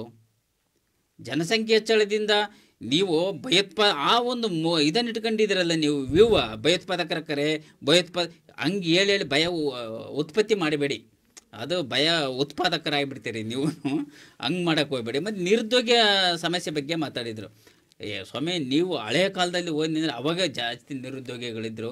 ಇವತ್ತು ಪ್ರಸನ್ನ ಸರ್ ಹೇಳ್ದಂಗೆ ಒಂದು ಮನೇಲಿ 10 ಜನನು ದುಡಿತೇವ್ರೆ, 10 ಜನನು ಸ್ವಾವಲಂಬಿಗಳಾಗಿದ್ದಾರೆ, 10 ಜನನು ಒಂದೊಂದು ಉದ್ಯೋಗದಲ್ಲಿದ್ದಾರೆ. ಯಾರು ಕೂತು ತಿಂತ ಇಲ್ಲ. ಇವತ್ತು ಸಿಕ್ಕರೆ ಉದ್ಯೋಗ ಎಲ್ಲರೂ ದುಡ್ಡು ತಿಂತ ಇದ್ದಾರೆ, ಎಲ್ಲರೂ ಅವ್ರವ್ರ ಜೀವನವನ್ನು ನೋಡ್ಕೊಂತ ಇದ್ದಾರೆ. ಯಾರು ಕೂತು ತಿಂತ ಇಲ್ಲ ಇವತ್ತು. ಹಿಂದಿನ ಕಾಲದಲ್ಲಿ ಇತ್ತು ಅದು, ಒಂದು ಕುಟುಂಬದಲ್ಲೇ ಕೂತು ತಿನ್ನೋರು ದುಡಿತಾ ಇದ್ರು, ತಿನ್ನೋರು ತಿಂತ ಇದ್ರು. ಸೋಂಬೇರಿತನಕ್ಕೆ ಹಿಂದಿನ ಕಾಲ ಒಂದು ಸಾಕ್ಷಿಯಾಗಿತ್ತು. ಇವತ್ತಿನ ಪ್ರಗತಿಪರ ಒಂದು ಕಾಲಘಟ್ಟದಲ್ಲಿ ಈ ಜನಸಂಖ್ಯೆ ಹೆಚ್ಚಳ ಆಗ್ತಾ ಇದ್ದಂಗೆಲ್ಲ ಸ್ವಾವಲಂಬಿಗಳಾಗ್ತಾ ಇದ್ದಾರೆ. ನಾನು ಬದುಕಬೇಕು, ನಾನು ದುಡಿಬೇಕು. ಇವತ್ತು ಯುವಶಕ್ತಿ ಬಗ್ಗೆ ಹೇಳಿದರು ಪ್ರಸನ್ನ ಸರ್. ಯುವಶಕ್ತಿ ಇಲ್ಲದಲ್ಲೇ ನಾವು ಏನನ್ನು ಮಾಡಲಿಕ್ಕಾಗಲ್ಲ. ಎಲ್ಲ ಕ್ಷೇತ್ರಗಳಲ್ಲೂ ಅವರು ಉದಾಹರಣೆ ಕೊಟ್ಟರು. ಬೇರೆ ದೇಶಗಳಲ್ಲೇ ನಾವು ಇವತ್ತು ತಂತ್ರಜ್ಞಾನದಲ್ಲಿ ಎಷ್ಟೊಂದು ನಾವು ಮುಂದುವರೆದಿದ್ದೀವಿ. ಜನಸಂಖ್ಯೆ ಹೆಚ್ಚಳ ಆಗಿದ್ದರಿಂದನೇ ವಿವಿಧ ಆಲೋಚನೆಗಳು ಬರ್ತವೆ. ಜನಸಂಖ್ಯೆ ಕಡಿಮೆ ಇದ್ದಾಗ ಆ ವ್ಯೂಸ್ ಕಡಿಮೆ ಇರ್ತವೆ, ಜನಸಂಖ್ಯೆ ಹೆಚ್ಚಾದಾಗ ನಮ್ಮ ವ್ಯೂಸ್ ಜಾಸ್ತಿ ಆಗ್ತವೆ. ಮತ್ತು ಸಂಪರ್ಕ ಕ್ಷೇತ್ರದಲ್ಲಿ ಎಷ್ಟು ಸಾಧನೆಯನ್ನು ಮಾಡಿದ್ದೀವಿ. ಈಗ ಯಾವುದೋ ಬಡತನ ಬಂದಿದೆ, ನಮಗೆ ಊಟಕ್ಕೆ ಸಮಸ್ಯೆ ಆಗ್ತಾ ಇದೆ ಅಂತಂದರೆ, ಈಗ ಯಾವುದು ಇಂದಿರಾ ಗಾಂಧಿಯವರು ಪ್ರಧಾನಮಂತ್ರಿ ಆದಂಥ ಒಂದು ಸಂದರ್ಭದಲ್ಲಿ ಇಡೀ ಭಾರತ ದೇಶ ಬರಗಾಲದಿಂದ ತತ್ತರಿಸಿ ಹೋಯ್ತು. ಊಟಕ್ಕೆ ಜೋಳನೂ ಸಿಗ್ತಾ ಇರಲಿಲ್ಲ, ಅಕ್ಕಿ ಅನ್ನ ಇರಲಿ, ಜೋಳನೂ ಸಿಗ್ತಾ ಇರಲಿಲ್ಲ ಸ್ವಾಮಿ. ಅವ ಜನಸಂಖ್ಯೆ ಭಾಳ ಕಡಿಮೆ ಇತ್ತು. ಇವತ್ತು 133 ಕೋಟಿ ಇದೆ, ಯಾರೂ ಉಪವಾಸ ಸಾಯ್ತಾ ಇಲ್ಲ ದೇಶದಲ್ಲಿ. ಉಚಿತ ಎಲ್ಲರೂ ಉಚಿತವಾಗಿ ರೈಸ್ ಕೊಡ್ತಾ ಇದೆ ಸರ್ಕಾರ. ಅಷ್ಟೊಂದು ಬೆಳೆಯನ್ನು ಬೆಳೀತಾ ಇದ್ದೀವಿ, ಅಷ್ಟೊಂದು ತಂತ್ರಜ್ಞಾನವನ್ನು ಬಳಸ್ಕೊತಾ ಇದ್ದೀವಿ. ಇವತ್ತಿನ ಯುವಕರು ಚೆನ್ನಾಗಿ ದುಡಿದು ದೇಶವನ್ನು ಸುಭದ್ರ ಮಾಡಿದ್ದಾರೆ. ದೇಶದ ಪ್ರಗತಿಗೆ ಇವತ್ತು ಯುವಕರ ಕೊಡುಗೆ ಅಪಾರವಾಗಿದೆ. ಏನು ಜನಸಂಖ್ಯೆ ಎಷ್ಟು ಹೆಚ್ಚಳ ಆಗ್ತಾ ಇದೆಯೋ ಅಷ್ಟು ನಮ್ಮ ದೇಶದ ಅಭಿವೃದ್ಧಿ ಎಲ್ಲ ಕ್ಷೇತ್ರದಲ್ಲಿ, ಸಾಮಾಜಿಕ ಕ್ಷೇತ್ರ, ರಾಜಕೀಯ ಕ್ಷೇತ್ರ ಹೇಗಿತ್ತು, ಇವತ್ತಿನ ಜನಸಂಖ್ಯೆ ಹೆಚ್ಚಾದಂಗಲ್ಲ ರಾಜಕೀಯ ಕ್ಷೇತ್ರದಲ್ಲಿ ಯುವಕರಿಗೆ ಮೀಸಲಾತಿ ಜಾಸ್ತಿ ಆಗ್ತಾ ಇದೆ. ಯುವಕರು ಆಡಳಿತಕ್ಕೆ ಬರ್ತಾ ಇದ್ದಾರೆ, ದೇಶದ ಉನ್ನತಿಯ ಬಗ್ಗೆ ಆಲೋಚನೆ ಮಾಡ್ತಾ ಇದ್ದಾರೆ, ಪ್ರೋಗ್ರೆಸಿವ್ ಬಗ್ಗೆ ಆಲೋಚನೆ ಮಾಡ್ತಾ ಇದ್ದಾರೆ. ಆದ್ದರಿಂದ ಜನಸಂಖ್ಯೆ ಏನು ಹೆಚ್ಚಳ ಆಗ್ತಾ ಇದೆ ಒಂದು ದೇಶದ ಅಭಿವೃದ್ಧಿಗೆ ಪೂರಕನೇ ಹೊರತು ನೀವು ತಿಳ್ಕೊಂಡಂಗೆ ಮಾರಕ ಸಾಧ್ಯನೇ ಇಲ್ಲ. ಯಾಕೆಂದರೆ ಜನಸಂಖ್ಯೆ ಹೆಚ್ಚಳ ಆದಂಗೆಲ್ಲ ಆಲೋಚನೆಗಳು ಜಾಸ್ತಿ ಆಗ್ತವೆ, ಅಲ್ಲಿನ ಒಂದು ಯೂತ್ ಪವರ್ ಜಾಸ್ತಿ ಆಗುತ್ತೆ ಆ ದೇಶದ್ದು. ಆದ್ದರಿಂದ ಅದು ಪೂರಕ ಅಂತ ನನ್ನ ವಾದ. ನಮ್ಮ ದೇಶವನ್ನು ಮುಂದುವರಿಯುತ್ತಿರುವ ರಾಷ್ಟ್ರ ಅಂತ ಹೇಳಿ ಕರಿತಾ ಇದ್ದೀವಿ. ಹಾಗೆ ನಾಗರಿಕತೆ, ಆಧುನಿಕತೆ ಇದೆಲ್ಲ ಹೆಚ್ಚಾಗಲಿಕ್ಕೆ ಕಾರಣ ಆಗಿರೋದೇ ಮ್ಯಾನ್ ಪವರ್. ಅದರಲ್ಲೂ ಕೂಡ ಯೂತ್ಸ್ ಪವರ್ ಏನಿದೆ ಅದರಿಂದನೇ ನಮ್ಮ ದೇಶ ನಾಗರಿಕತೆಯತ್ತ ಸಾಕ್ತಾ ಇರೋದು. ಆಧುನಿಕತೆ ಬಂದಿರೋದಕ್ಕೆ ಕಾರಣನೇ ನಮ್ಮ ದೇಶದಲ್ಲಿ ಹೆಚ್ಚಾಗ್ತಿರುವಂಥ ಜನಸಂಖ್ಯೆ. ಒಬ್ಬೊಬ್ಬರು ಎಲ್ಲ ಕ್ಷೇತ್ರದಲ್ಲೂ ತೊಡಗಿಸ್ಕೊಂಡಿದ್ದಾರೆ. ಎಲ್ಲ ರೀತಿಯ ಕೆಲಸಗಳು ಈಗ ಮುಂದುವರಿಯುತ್ತಿರುವ ರಾಷ್ಟ್ರ, ಮುಂದುವರೆದ ರಾಷ್ಟ್ರಗಳನ್ನು ಮಾದರಿಯಾಗಿಟ್ಕೊಂಡು ತಾವು ಹೇಗೆ ಮುಂದುವರಿಬೇಕು ಅಂತ ಅಂದ್ಕೊಂಡಿದ್ದಾರೋ ಅದಕ್ಕೆಲ್ಲ ಕಾರಣ ಆಗಿರೋದೇ ಈ ಮ್ಯಾನ್ ಪವರ್ ಅನ್ನೋವಂಥ ಒಂದು ಕೊಟ್ರೆ ಸರ್ ಅವರ ವಾದಕ್ಕೆ ಪ್ರಕಾಶ್ ಸರ್ ಅವರು ಏನು ಹೇಳ್ತೀರಾ ಸರ್? ಕೊಟ್ರೆ ಸರ್ ಮತ್ತು ಪ್ರಸನ್ನ ಸರ್ ಅವಾಗಿಂದನೂ ವಾದ ಮಾಡ್ತಿದ್ರೆ ಈ ಪ್ರೆಸೆಂಟ್ ಸಿಚುಯೇಷನ್ ಅನ್ನು ಮಾತ್ರ ಗಮನದಲ್ಲಿ ಇಟ್ಕೊಂಡು ವಾದ ಮಾಡ್ತಾರೆ. ಅವ್ರು ನಾನು ಹೇಳಿದೆ, ಒಂದು ಭಯೋತ್ಪಾದನೆಗೂ ಕೂಡ ಒಂದು ಅಂಶಕ್ಕೆ ಎಡು ಮಾಡಿಕೊಡುತ್ತೆ ಅಂದರೆ ಭಾರತದಲ್ಲಿ ಯಾಕಾಗಿಲ್ಲ, ಚೀನಾದಲ್ಲಿ ಯಾಕಾಗಿಲ್ಲ ಅನ್ನೋ ವಾದನೆ ಹಲವಾರು ಕಾರಣಗಳ ನಡುವೆ ಇದು ಒಂದು ಅಂತಲೂ ನಾನು ಆವಾಗಲೇ ಹೇಳಿದ್ದೀನಿ. ಆಮೇಲೆ ಪ್ರಸನ್ನ ಸರ್ ಹೇಳ್ತಾ ಇದ್ರು, ತರುಣರು ನಾಡು ಇದು. ಈ ತರುಣರ ನಾಡು, ಮುದುಕರ ನಾಡು, ಮಕ್ಕಳ ನಾಡು ನಮಗೆ ಅದು ಬೇಕಾಗಿಲ್ಲ. ಜನಸಂಖ್ಯೆ ಹೆಚ್ಚಾಗಿದೆ, ಎಲ್ಲರೂ ಕೂಡ ಊಟ ಮಾಡೋರೆ, ಎಲ್ಲ ಜನಸಂಖ್ಯೆ ಕೂಡ ಹೆಚ್ಚಾಗಿದೆ. ಆಮೇಲೆ ತುಂಬ ಅವ್ರ ವಾದಗಳನ್ನು ಕೇಳ್ತಾ ಹೋದರೆ ನನಗೆ ತುಂಬ ಖುಷಿ ಅನ್ನಿಸ್ತು. ಭಾರತ ಒಂದು IT ಕ್ಷೇತ್ರದಲ್ಲಿ ಅಮೇರಿಕಾದಲ್ಲಿ ಹೋಗಿದ್ದಾರೆ, ಆಮೇಲೆ ಸಾಧನೆ ಮಾಡಿದ್ದಾರೆ. ವೈದ್ಯರು ಇವತ್ತು ಯಾವುದೋ ದೇಶದಲ್ಲಿ ಉಕ್ರೇನಲ್ಲಿ ಸೇವೆ ಮಾಡ್ತಿದ್ದಾರೆ. ಖುಷಿ ಆಯಿತು ನನಗೆ. ತಾತ್ಕಾಲಿಕ ಖುಷಿ ಪಡಿಸ್ತಕ್ಕಂಥ ವಿಚಾರಗಳನ್ನು, ಕ್ಷಣಿಕ ವಿಚಾರಗಳನ್ನು ತುಂಬ ಚೆನ್ನಾಗಿ ಕಟ್ಟಿಕೊಟ್ಟು ಒಂದು ಊಟದಲ್ಲಿ ಒಂದು ಸ್ವೀಟ್ ಇಟ್ಟ ಹಾಗೆ ತುಂಬ ಚೆನ್ನಾಗಿ ಅದನ್ನು ಹೇಳಿದರು. ಅದಲ್ಲ, ಅದು ಜನಸಂಖ್ಯೆಯ ಸಮಸ್ಯೆಗಳು ಈಗ ಪ್ರಸ್ತುತ ಸಿಚುವೇಶನ್ಗೆ ನಾವು ಹೋಗ್ತಕ್ಕಂಥದ್ದಲ್ಲ. ಇವತ್ತು ಡಾರ್ವಿನ್ ಒಂದು ಸಿದ್ಧಾಂತ ಇದೆ, ಏನು ಹೇಳುತ್ತೆ ಅಂದರೆ ಪ್ರಕೃತಿಯೇ ಜೀವಿಯನ್ನ ಆಯ್ಕೆ ಮಾಡಿಕೊಳ್ಳುತ್ತದೆ. ಕಪ್ಪೆ ಲಕ್ಷಾಂತರ ಮೊಟ್ಟೆ ಇಡುತ್ತೆ, ಮೀನು ಸಾಕಷ್ಟು ಮೊಟ್ಟೆ ಇಡುತ್ತೆ, ಕೋಳಿ ಒಂದು ಸೀಸನ್ಗೆ ಸಾಕಷ್ಟು ಮೊಟ್ಟೆಗಳಿವೆ. ಎಲ್ಲವೂ ಜೀವಿಗಳಾದರೆ ಇವತ್ತು ಮನುಷ್ಯ ಬದುಕಲಿಕ್ಕೆ ಜಾಗ ಇರ್ತಾ ಇರಲಿಲ್ಲ. ಇವತ್ತು ಮನುಷ್ಯ ಏನು ಮಾಡಿದ್ದಾರೆ, ಇವನ್ನೆಲ್ಲ ಮೀರಿ ಡಾರ್ವಿನನ ಸಿದ್ಧಾಂತವನ್ನು ಮೀರಿ ವೈದ್ಯಕೀಯ ಕ್ಷೇತ್ರದಲ್ಲಿ ಸಾಧನೆ ಮಾಡಿ ಪ್ರಾಣಿ ಸಂಕುಲವನ್ನು ನಾಶ ಮಾಡಿದ್ದಾನೆ, ಆ ಪ್ರಕೃತಿಯನ್ನು ನಾಶ ಮಾಡಿದ್ದಾನೆ, ಮಾಲಿನ್ಯಕ್ಕೆ ಕಾರಣವಾಗಿದ್ದಾನೆ. ಇವೆಲ್ಲವೂ ಕೂಡ ನಾಶವಾಗಿ ಇವತ್ತು ಎಂಥ ಸ್ಥಿತಿಗೆ ಬಂದಿದೆ ಅಂತಂದರೆ, ನಾವು ವಾಸಕ್ಕೆ ಯೋಗ್ಯವಾಗಿರ್ತಕ್ಕಂಥ ಇನ್ನೊಂದು ಭೂಮಿಯನ್ನು ಹುಡುಕ್ಲಿಕ್ಕೆ ಇವತ್ತು ವಿಜ್ಞಾನಿಗಳ ಶತಾಯಗತಾಯ ಪ್ರಯತ್ನ ಮಾಡ್ತಿದ್ದಾರೆ. ಆ ಅಂಶ ಇವರು ಮೈಂಡಿಗೆ ಬರ್ತಾ ಇಲ್ಲ. ಆಮೇಲೆ ಅವ್ರು ಹೇಳ್ತಾರೆ ಜನಸಂಖ್ಯೆ ಸ್ಫೋಟಗಳಿಗೆ, ಜನಸಂಖ್ಯೆ ಬೆಳಿಲಿಕ್ಕೆ ಕಾರಣ ಏನು ಅಂತಕ್ಕಂಥದ್ದು ಒಂದೆರಡು ಕಾರಣ. ಅದರಲ್ಲಿ ಒಂದು ಅನಕ್ಷರಸ್ಥತೆ ಮತ್ತು ಲೈಂಗಿಕ ಶಿಕ್ಷಣದ ಕೊರತೆ ಅಂತಕ್ಕಂಥದ್ದು ವಿಜ್ಞಾನಿಗಳ ಒಂದು ತಂಡ ಒಂದು ಸಂಶೋಧನಾತ್ಮಕ ತಂಡ ಕೊಟ್ಟಿರ್ತಕ್ಕಂಥ ಕಾರಣ. ಇಲ್ಲಿ ಯಾಕೆ ಇವ್ರು ಅದನ್ನೇ ಹೇಳ್ತಿದ್ದಾರೆ, ಅನಕ್ಷರತೆ ಅಂದರೆ ಮಳೆ ಬಂದರೆ ಕೇಳಲ್ಲ, ಮಕ್ಕಳು ಬಂದರೆ ಕೇಳಲ್ಲ, ಮಕ್ಕಳು ಇರಲಿಲ್ಲವ ಮನೆ ತುಂಬ, ಮಕ್ಕಳು ದೇವರ ಕೊಡುಗೆ. ಇವು ನಮ್ಮ ಒಂದು ಮೌಢ್ಯತೆಗೆ ಕಾರಣಗಳನ್ನು ಕೊಟ್ಟಿರ್ತಕ್ಕಂಥ ಒಂದು ತಂಡ ಇದನ್ನ ಗುರುತು ಮಾಡಿದೆ. ಭಾರತದಲ್ಲಿ ಅನಕ್ಷರತೆ ಇದೆ, ಲೈಂಗಿಕ ಶಿಕ್ಷಣದ ಕೊರತೆ ಇದೆ, ಮಕ್ಕಳು ದೇವರ ನೋಟ್ ಮಾಡ್ಕೊಳ್ಳಿ ಸರ್, ಮಕ್ಕಳು ದೇವರ ಕೊಡುಗೆ, ತಂಡ ಕೊಟ್ಟಿರ್ತಕ್ಕಂಥ ಒಂದು ಕಾರಣಗಳು. ಈ ಕಾರಣಗಳನ್ನೇ ಮತ್ತೆ ಇವರು ಅದನ್ನು ನೋಟ್ ಮಾಡ್ಕೊಂಡು ನೀವಿಬ್ಬರೇ ಸೃಷ್ಟಿ ಮಾಡ್ಕೊಂತ ಇದ್ರಿ, ನೀವೇ ಉತ್ತರ ಕೊಡಿ ಅಂತ ಇಲ್ಲ. ಅದಕ್ಕೆ ರಿವೈಂಡ್ ಮಾಡಿ ನೋಡ್ಕೊಳ್ತಾರೆ ಬಿಡು. ಮಕ್ಕಳಾದ್ರೆ ಅಲ್ಲ ಅದಕ್ಕೆ ನಥಿಂಗ್ ಬಟ್ ಅದೇ ಮಕ್ಕಳ ಮಳೆ ಬಂದ್ರೆ ಕೇಳಲ್ಲ, ಮಕ್ಕಳಾದ್ರೆ ಕೇಳಲ್ಲ ಅನ್ನೋದಕ್ಕೆ ಇವು ಸೆಂಟೆನ್ಸ್ಗಳು. ಇವು ಅದ ನಥಿಂಗ್ ಬಟ್ ಸೇಮ್. ಅಳಿಯಲ್ಲ ಮಗಳ ಗಂಡ ಸ್ವಾಮಿ, ಇವು ಅಳಿಯಲ್ಲ ಮಗಳ ಗಂಡ, ಇವು ಮಕ್ಕಳಾದ್ರೆ ಕೇಳಲ್ಲ, ಮಳೆ ಬಂದ್ರೆ ಕೇಳಲ್ಲ ಅಂತಂದ್ರೆ ಇಂಥ ಅನಕ್ಷರತೆ ಇವನ್ನ ಗುರ್ತು ಮಾಡಿದ್ದಾರೆ. ನಮ್ಮ ಒಂದು ಸಂಶೋಧನಾತ್ಮಕ ತಂಡ ಗುರ್ತು ಮಾಡಿದೆ. ಭಾರತದಲ್ಲಿ ಯಾಕೆ ಇವೆಲ್ಲ ಅಂದ್ರೆ ಒಂದು ಅನಕ್ಷರತೆ ಕಾರಣ, ಒಂದು ಲೈಂಗಿಕ ಶಿಕ್ಷಣದ ಕಾರಣ, ಮದುವೆ ಅಂತಕ್ಕಂಥ ಕಡ್ಡಾಯ, ಆಮೇಲೆ ಮಕ್ಕಳು ದೇವರ ಕೊಡುಗೆ ಆಗ್ಬಿಡ್ಲಿ ಮಕ್ಕಳು, ಇವೆಲ್ಲ ಎಷ್ಟಾದ್ರೂ ಕೂಡ ಮಕ್ಕಳು ಮಳೆ ಬಂದ್ರು ಕೇಳಲ್ಲ, ಮಕ್ಕಳು ಬಂದ್ರು ಕೇಳಲ್ಲ ಅನ್ನೋ ಒಂದು ಇವನ್ನೇ ತಂಡ ಗುರ್ತು ಮಾಡಿದ್ದು. ಗುರ್ತು ಮಾಡಿಬಿಟ್ಟು ಒಂದು ಇದು ಕೊಟ್ಟಿದೆ ಸರ್ಕಾರಕ್ಕೆ, ಒಂದು ಇದು ಮಾಡಿದೆ. ಇವೆಲ್ಲ ಕಾರಣಗಳು, ವರದಿಯಲ್ಲಿ ಒಂದು ಕಾರಣಗಳು. ಇವು ಯಾಕೆ ಕೊಟ್ಟಿದೆ ಅಂತಂದ್ರೆ, ಇದರಿಂದ ಸಾಕಷ್ಟು ಅಭಿವೃದ್ಧಿಗೆ ಈ ತಾತ್ಕಾಲಿಕವಾಗಿರ್ತಕ್ಕಂಥ ಕ್ಷಣಿಕವಾಗಿರ್ತಕ್ಕಂಥ ನಾನು ಖುಷಿಪಟ್ಟೆ. ನಮ್ಮ ಪ್ರಸನ್ನ ಸರ್ ಒಬ್ಬ ವಾದ ಕೇಳ್ಬಿಟ್ಟು, ನಮ್ಮ ಒಂದು ಜನಸಂಖ್ಯೆ ಏನಪ್ಪ ಅಮೆರಿಕದಲ್ಲಿ ಹೋಗಿದೆ, ಯುಕ್ರೇನಲ್ಲಿ ಹೋಗಿದೆ, ನಾವು ಅಷ್ಟೊಂದು ಸಾಧನೆ, ತಾತ್ಕಾಲಿಕ ಖುಷಿ, ಅದು ನಾನು ಖುಷಿ ಪಟ್ಟೆ.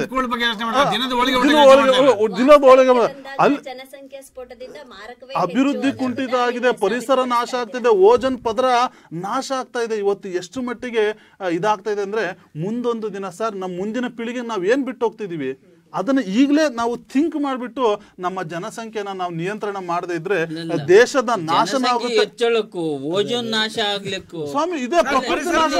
ಅದು ಮತ್ತೆ ಅರ್ಥ ಮಾಡ್ಕೊಂಡಿದ್ರೆ ಅಂತ ಅಲ್ಲ, ನಾವು ಇದನ್ನ ಅದನ್ನ ಬರ್ಕೊಳ್ಳಿ ಅಷ್ಟೇ ಹೇಳಿದೆ. ನಾನು ಅವ್ರು ಅರ್ಥ ಮಾಡ್ಕೊಳ್ತೀನಿ ಅಂತ ಸಿಂಪಲ್ ಆಗಿ ಹೇಳಿದೆ. ಪರಿಸರದ ನಾಶ ಸರ್, ಜನಸಂಖ್ಯೆ ಕಡಿಮೆ ಇದ್ದಾಗ ಮತ್ತೆ ಬೆಳವಣಿಗೆ ಇದ್ದಾಗ ಪರಿಸರದ ನಾಶ, ಅದರಿಂದ ಓಜನ್ ಪದರ, ಅದನ್ನ ನಾನು ಚಿಕ್ಕ ಮಕ್ಕಳ ತರ ನಿಮಗೆ ಬಿಡಿಸಿ ಹೇಳೋ ಅಗತ್ಯ ಇಲ್ಲ. ಹಂಗೇನಾದ್ರು ಅದ್ ಹೆಂಗ ಅಂತ ಹೇಳಿದ್ರೆ ಮುಂದಿನ ಒಂದು ಪರಿಸರದಲ್ಲಿ ಅಸಮತೋಲನ ಉಂಟಾಗ್ತಾ ಇದೆ. ಆಹಾರದ ಸರಪಳಿ ಅಂತ ನಾವೇನ್ ಕರಿತೀವಿ, ಒಬ್ಬರಿಂದ ಒಬ್ರು ಆ ಫುಡ್ ಲಿಂಕ್ ಹೇಗಿರುತ್ತೆ ಅದರಲ್ಲಿ ವ್ಯತ್ಯಾಸ ಆದಾಗ ಪರಿಸರದಲ್ಲಿ ಕೆಲವೊಂದು ಸಮಸ್ಯೆಗಳು ಉಲ್ಬಣಗೊಳ್ಳೋದು ಅದು ಸಹಜ.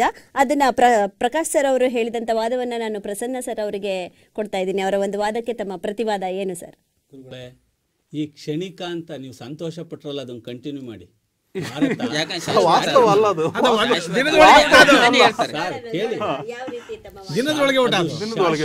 ಇಲ್ಲ ನೋಡಿ, ಇರುವ ಸಮಸ್ಯೆ ದೊಡ್ಡದು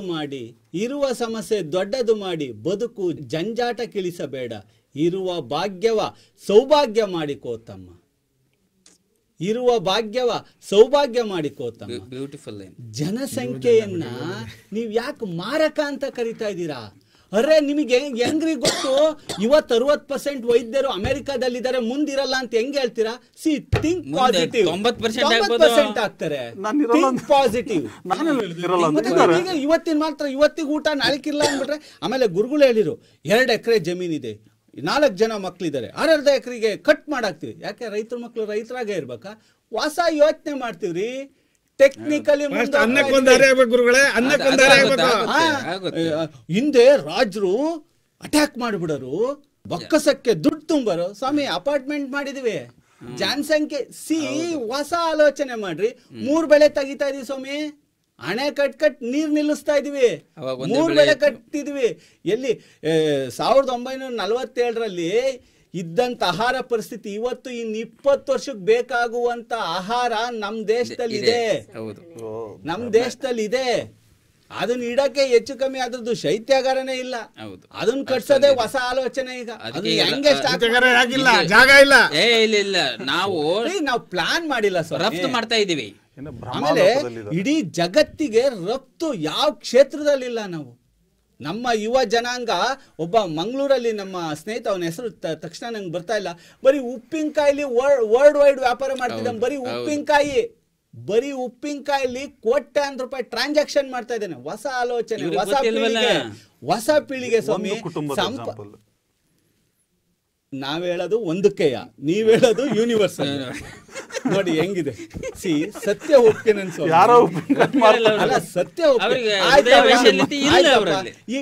ಈಗ ಬೆಂಗಳೂರು ಮಹಾನಗರ ಬಿಡಿ, ಬೆಂಗಳೂರು ಬಗ್ಗೆ ಮಾತಾಡಲ್ಲ, ತಾಲೂಕು ಕೇಂದ್ರದಲ್ಲಿ ವಿದೇಶಕ್ಕೆ ರಫ್ತಾಗ ಕಾರ್ಖಾನೆಗಳನ್ನ ತೆಗಿತಾ ಇದ್ರಲ್ಲ, ಬಟ್ಟೆ ವ್ಯಾಪಾರಿಗಳನ್ನ ಹೆಂಗೆ ಮಾಡ್ತಿದ್ದೀರಾ? ಅದನ್ನ ನೀವು ಕ್ರಾಂತಿ ಅಂತ ಅನ್ನಲ್ವಾ? ಪರಿಸರ ನಾಶ ಅಂತ ಮಾಲಿನ್ಯ ಅಂತ ಅದನ್ನ ಅವ್ರ ದೃಷ್ಟಿಕೋನ ನೋಡಿ. ಅಂದ್ರೆ ನೀವು ಜನಸಂಖ್ಯೆ ಕಮ್ಮಿ ಮಾಡೋಣ, ಅದಕ್ಕೆ ಭ್ರೂಣ ಹತ್ಯೆ ತಕ್ಕ ಹೋಗೋಣ ಅಂತ ನಿಮ್ಮ ಆಲೋಚನೆ. ನೀವ್ ಹೇಳಿಲ್ಲ, ಜ್ಞಾನ ಬೆಳೆಸ್ಕೊಳ್ಳಿ.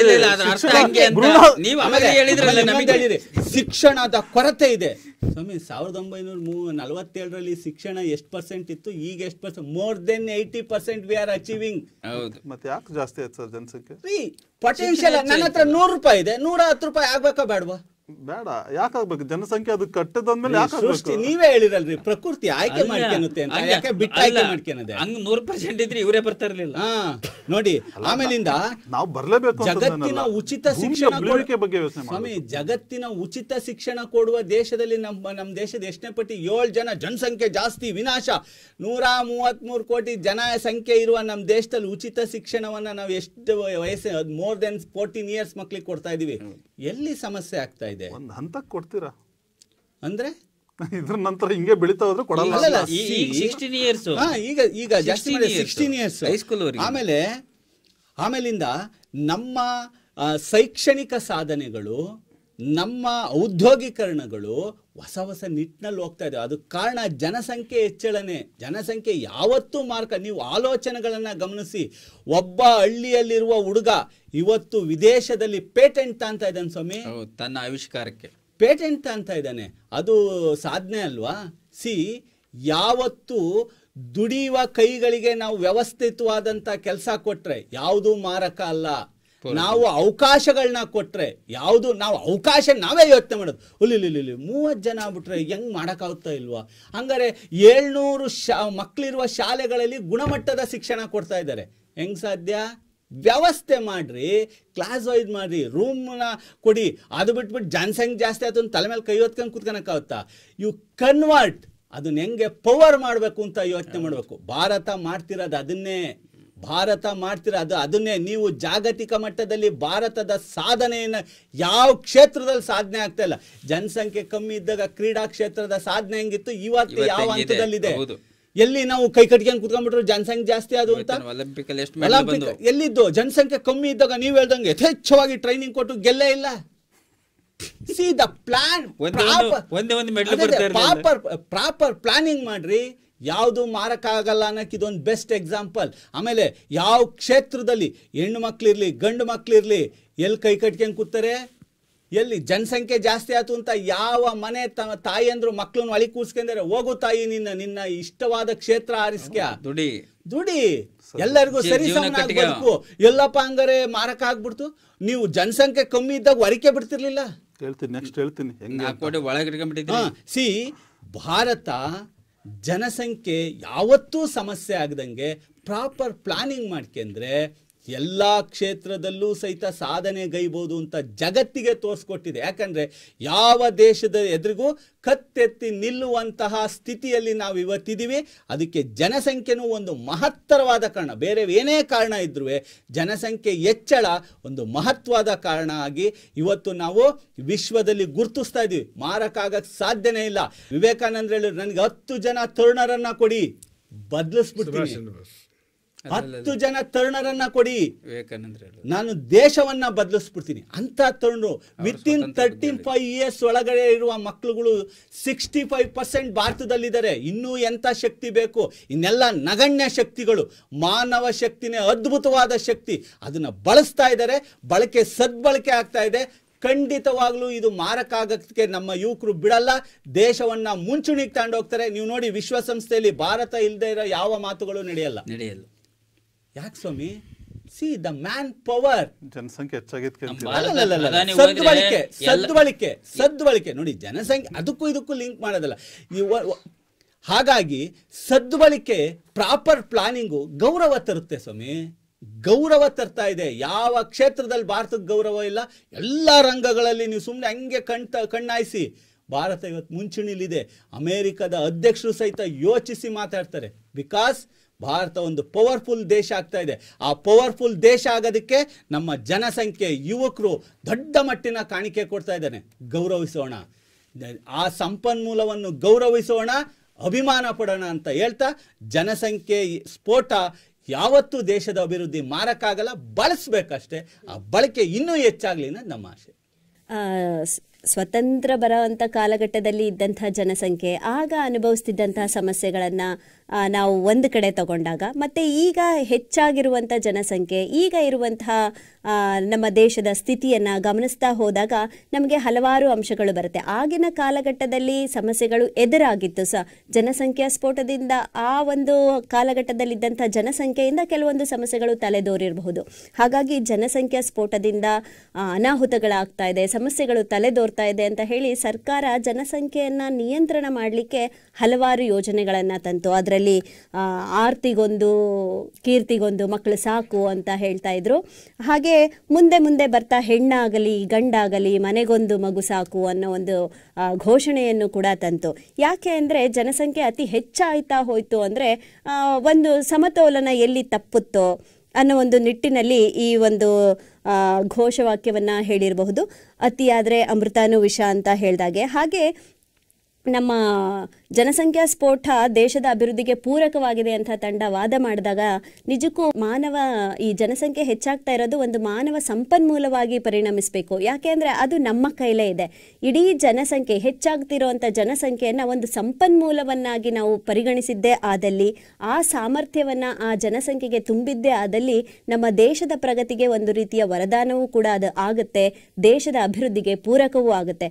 ಹಾಗಾಗಿ ಜನಸಂಖ್ಯೆ ಹೆಚ್ಚಿರಲಿ ಕಡಿಮೆ ಇರಲಿ, ದೇಶದ ಅಭಿವೃದ್ಧಿ ಆಗಬೇಕು ಅಂದರೆ ನಮ್ಮಲ್ಲಿನ ಶಕ್ತಿ ಅಲ್ಲಿ ಮುಖ್ಯವಾದ ಪಾತ್ರವನ್ನು ವಹಿಸುತ್ತೆ. ಜನಸಂಖ್ಯೆ ಹೆಚ್ಚಾಗಾದರೂ ಇರಲಿ ಕಮ್ಮಿ ಆದರೂ ಇರಲಿ, ನಮ್ಮಲ್ಲಿರುವಂತಹ ಶಕ್ತಿಯನ್ನು ನಾವು ನಂಬಬೇಕು.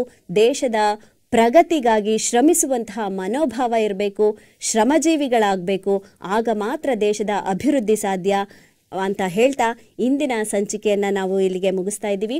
ಇದುವರೆಗೂ ಜನಸಂಖ್ಯಾ ಸ್ಫೋಟದಿಂದ ದೇಶದ ಅಭಿವೃದ್ಧಿಗೆ ಯಾವ ರೀತಿ ಮಾರಕ ಆಗ್ತಿದೆ, ಹಾಗೆ ಯಾವ ರೀತಿ ಪೂರಕವಾಗ್ತಿದೆ ಅನ್ನುವಂಥ ಚರ್ಚೆ ಬಹಳ ಉತ್ತಮವಾದ ಮಾಹಿತಿಯನ್ನು ತಮಗೆ ನೀಡಿದೆ. ಇಂತಹ ಉತ್ತಮವಾದ ಮಾಹಿತಿಯನ್ನು ತಮ್ಮೆಲ್ಲರಿಗೂ ನೀಡಿದಂತಹ ನಮ್ಮ ಅತಿಥಿಗಳಿಗೆ ನಮ್ಮ ಶ್ರೀ ಬಸವ ಟಿವಿಯ ವತಿಯಿಂದ ಹಾಗೂ ಅನುಭವಗೋಷ್ಠಿ ವೇದಿಕೆಯ ವತಿಯಿಂದ ಹೃತ್ಪೂರ್ವಕವಾದ ಧನ್ಯವಾದಗಳನ್ನ ಅರ್ಪಿಸ್ತಾ ಇದ್ದೀನಿ. ಶರಣು ಶರಣಾರ್ಥಿ. ಶರಣಾರ್ಥಿ. ನೋಡಿದ್ರಲ್ಲ ವೀಕ್ಷಕರೇ, ಈ ಜನಸಂಖ್ಯೆ ಅನ್ನೋದು ಒಂದು ಕಡೆ ವರ ಆದರೆ ಮತ್ತೊಂದು ಕಡೆ ಶಾಪ ಆಗುತ್ತೆ. ನಮ್ಮ ದೇಶ ಅಭಿವೃದ್ಧಿ ಆಗಬೇಕು ಅಂದರೆ ಜನರು ಬೇಕೇ ಬೇಕು. ಯಾಕೆ ಅಂದರೆ ಜನಬಲ ಅಷ್ಟೊಂದು ಸ್ಟ್ರಾಂಗ್ ಆಗಿರುತ್ತೆ. ಹಾಗೆ ನಮ್ಮ ದೇಶ ಅಭಿವೃದ್ಧಿಯನ್ನು ಕಾಣದೇ ಇರೋದಕ್ಕೂ ಕೂಡ ಜನಸಂಖ್ಯೆನೂ ಕಾರಣ ಆಗುತ್ತೆ. ಯಾಕೆಂದರೆ ಅಲ್ಲಿ ಅಸಮತೋಲನ ಉಂಟಾಗುತ್ತೆ. ಸೊ ಈ ಒಂದು ನಿಟ್ಟಿನಲ್ಲಿ ನಾವು ನೋಡೋದಾದರೆ ಜನಸಂಖ್ಯೆಯನ್ನು ಒಂದು ಸಂಪನ್ಮೂಲವನ್ನಾಗಿ ಬಳಕೆ ಮಾಡ್ಕೋಬೇಕು. ಎಲ್ಲದರಲ್ಲೂ ಇತಿ ಮಿತಿ ಇರಬೇಕು, ಯಾವುದೋ ಅತಿಯಾಗೂ ಆಗಬಾರ್ದು ಅಂತ ಹೇಳ್ತಾ ನಮ್ಮ ದೇಶದ ಅಭಿವೃದ್ಧಿಗಾಗಿ ಜನಸಂಖ್ಯೆಯ ಬದಲು ನಮ್ಮಲ್ಲಿರುವಂಥ ಶಕ್ತಿಯನ್ನು ಮುಂದೆ ಇಟ್ಕೊಳ್ಳೋಣ.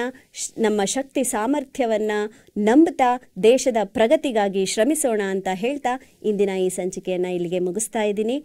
ಮತ್ತೊಂದು ಸಂಚಿಕೆಯಲ್ಲಿ ಮತ್ತೊಂದು ವಿಚಾರವನ್ನು ಹೊತ್ತು ತಮ್ಮ ಮನೆಗೆ ಬರ್ತೀನಿ ಅಂತ ಹೇಳ್ತಾ ನಿರಂತರವಾಗಿ ನೋಡ್ತಾ ಇರಿ ಶ್ರೀ ಬಸವ ಟಿವಿ. ಇದು ಸಂಸ್ಕಾರದ ಬೆಳಕು. ಶರಣು ಶರಣಾರ್ಥಿ.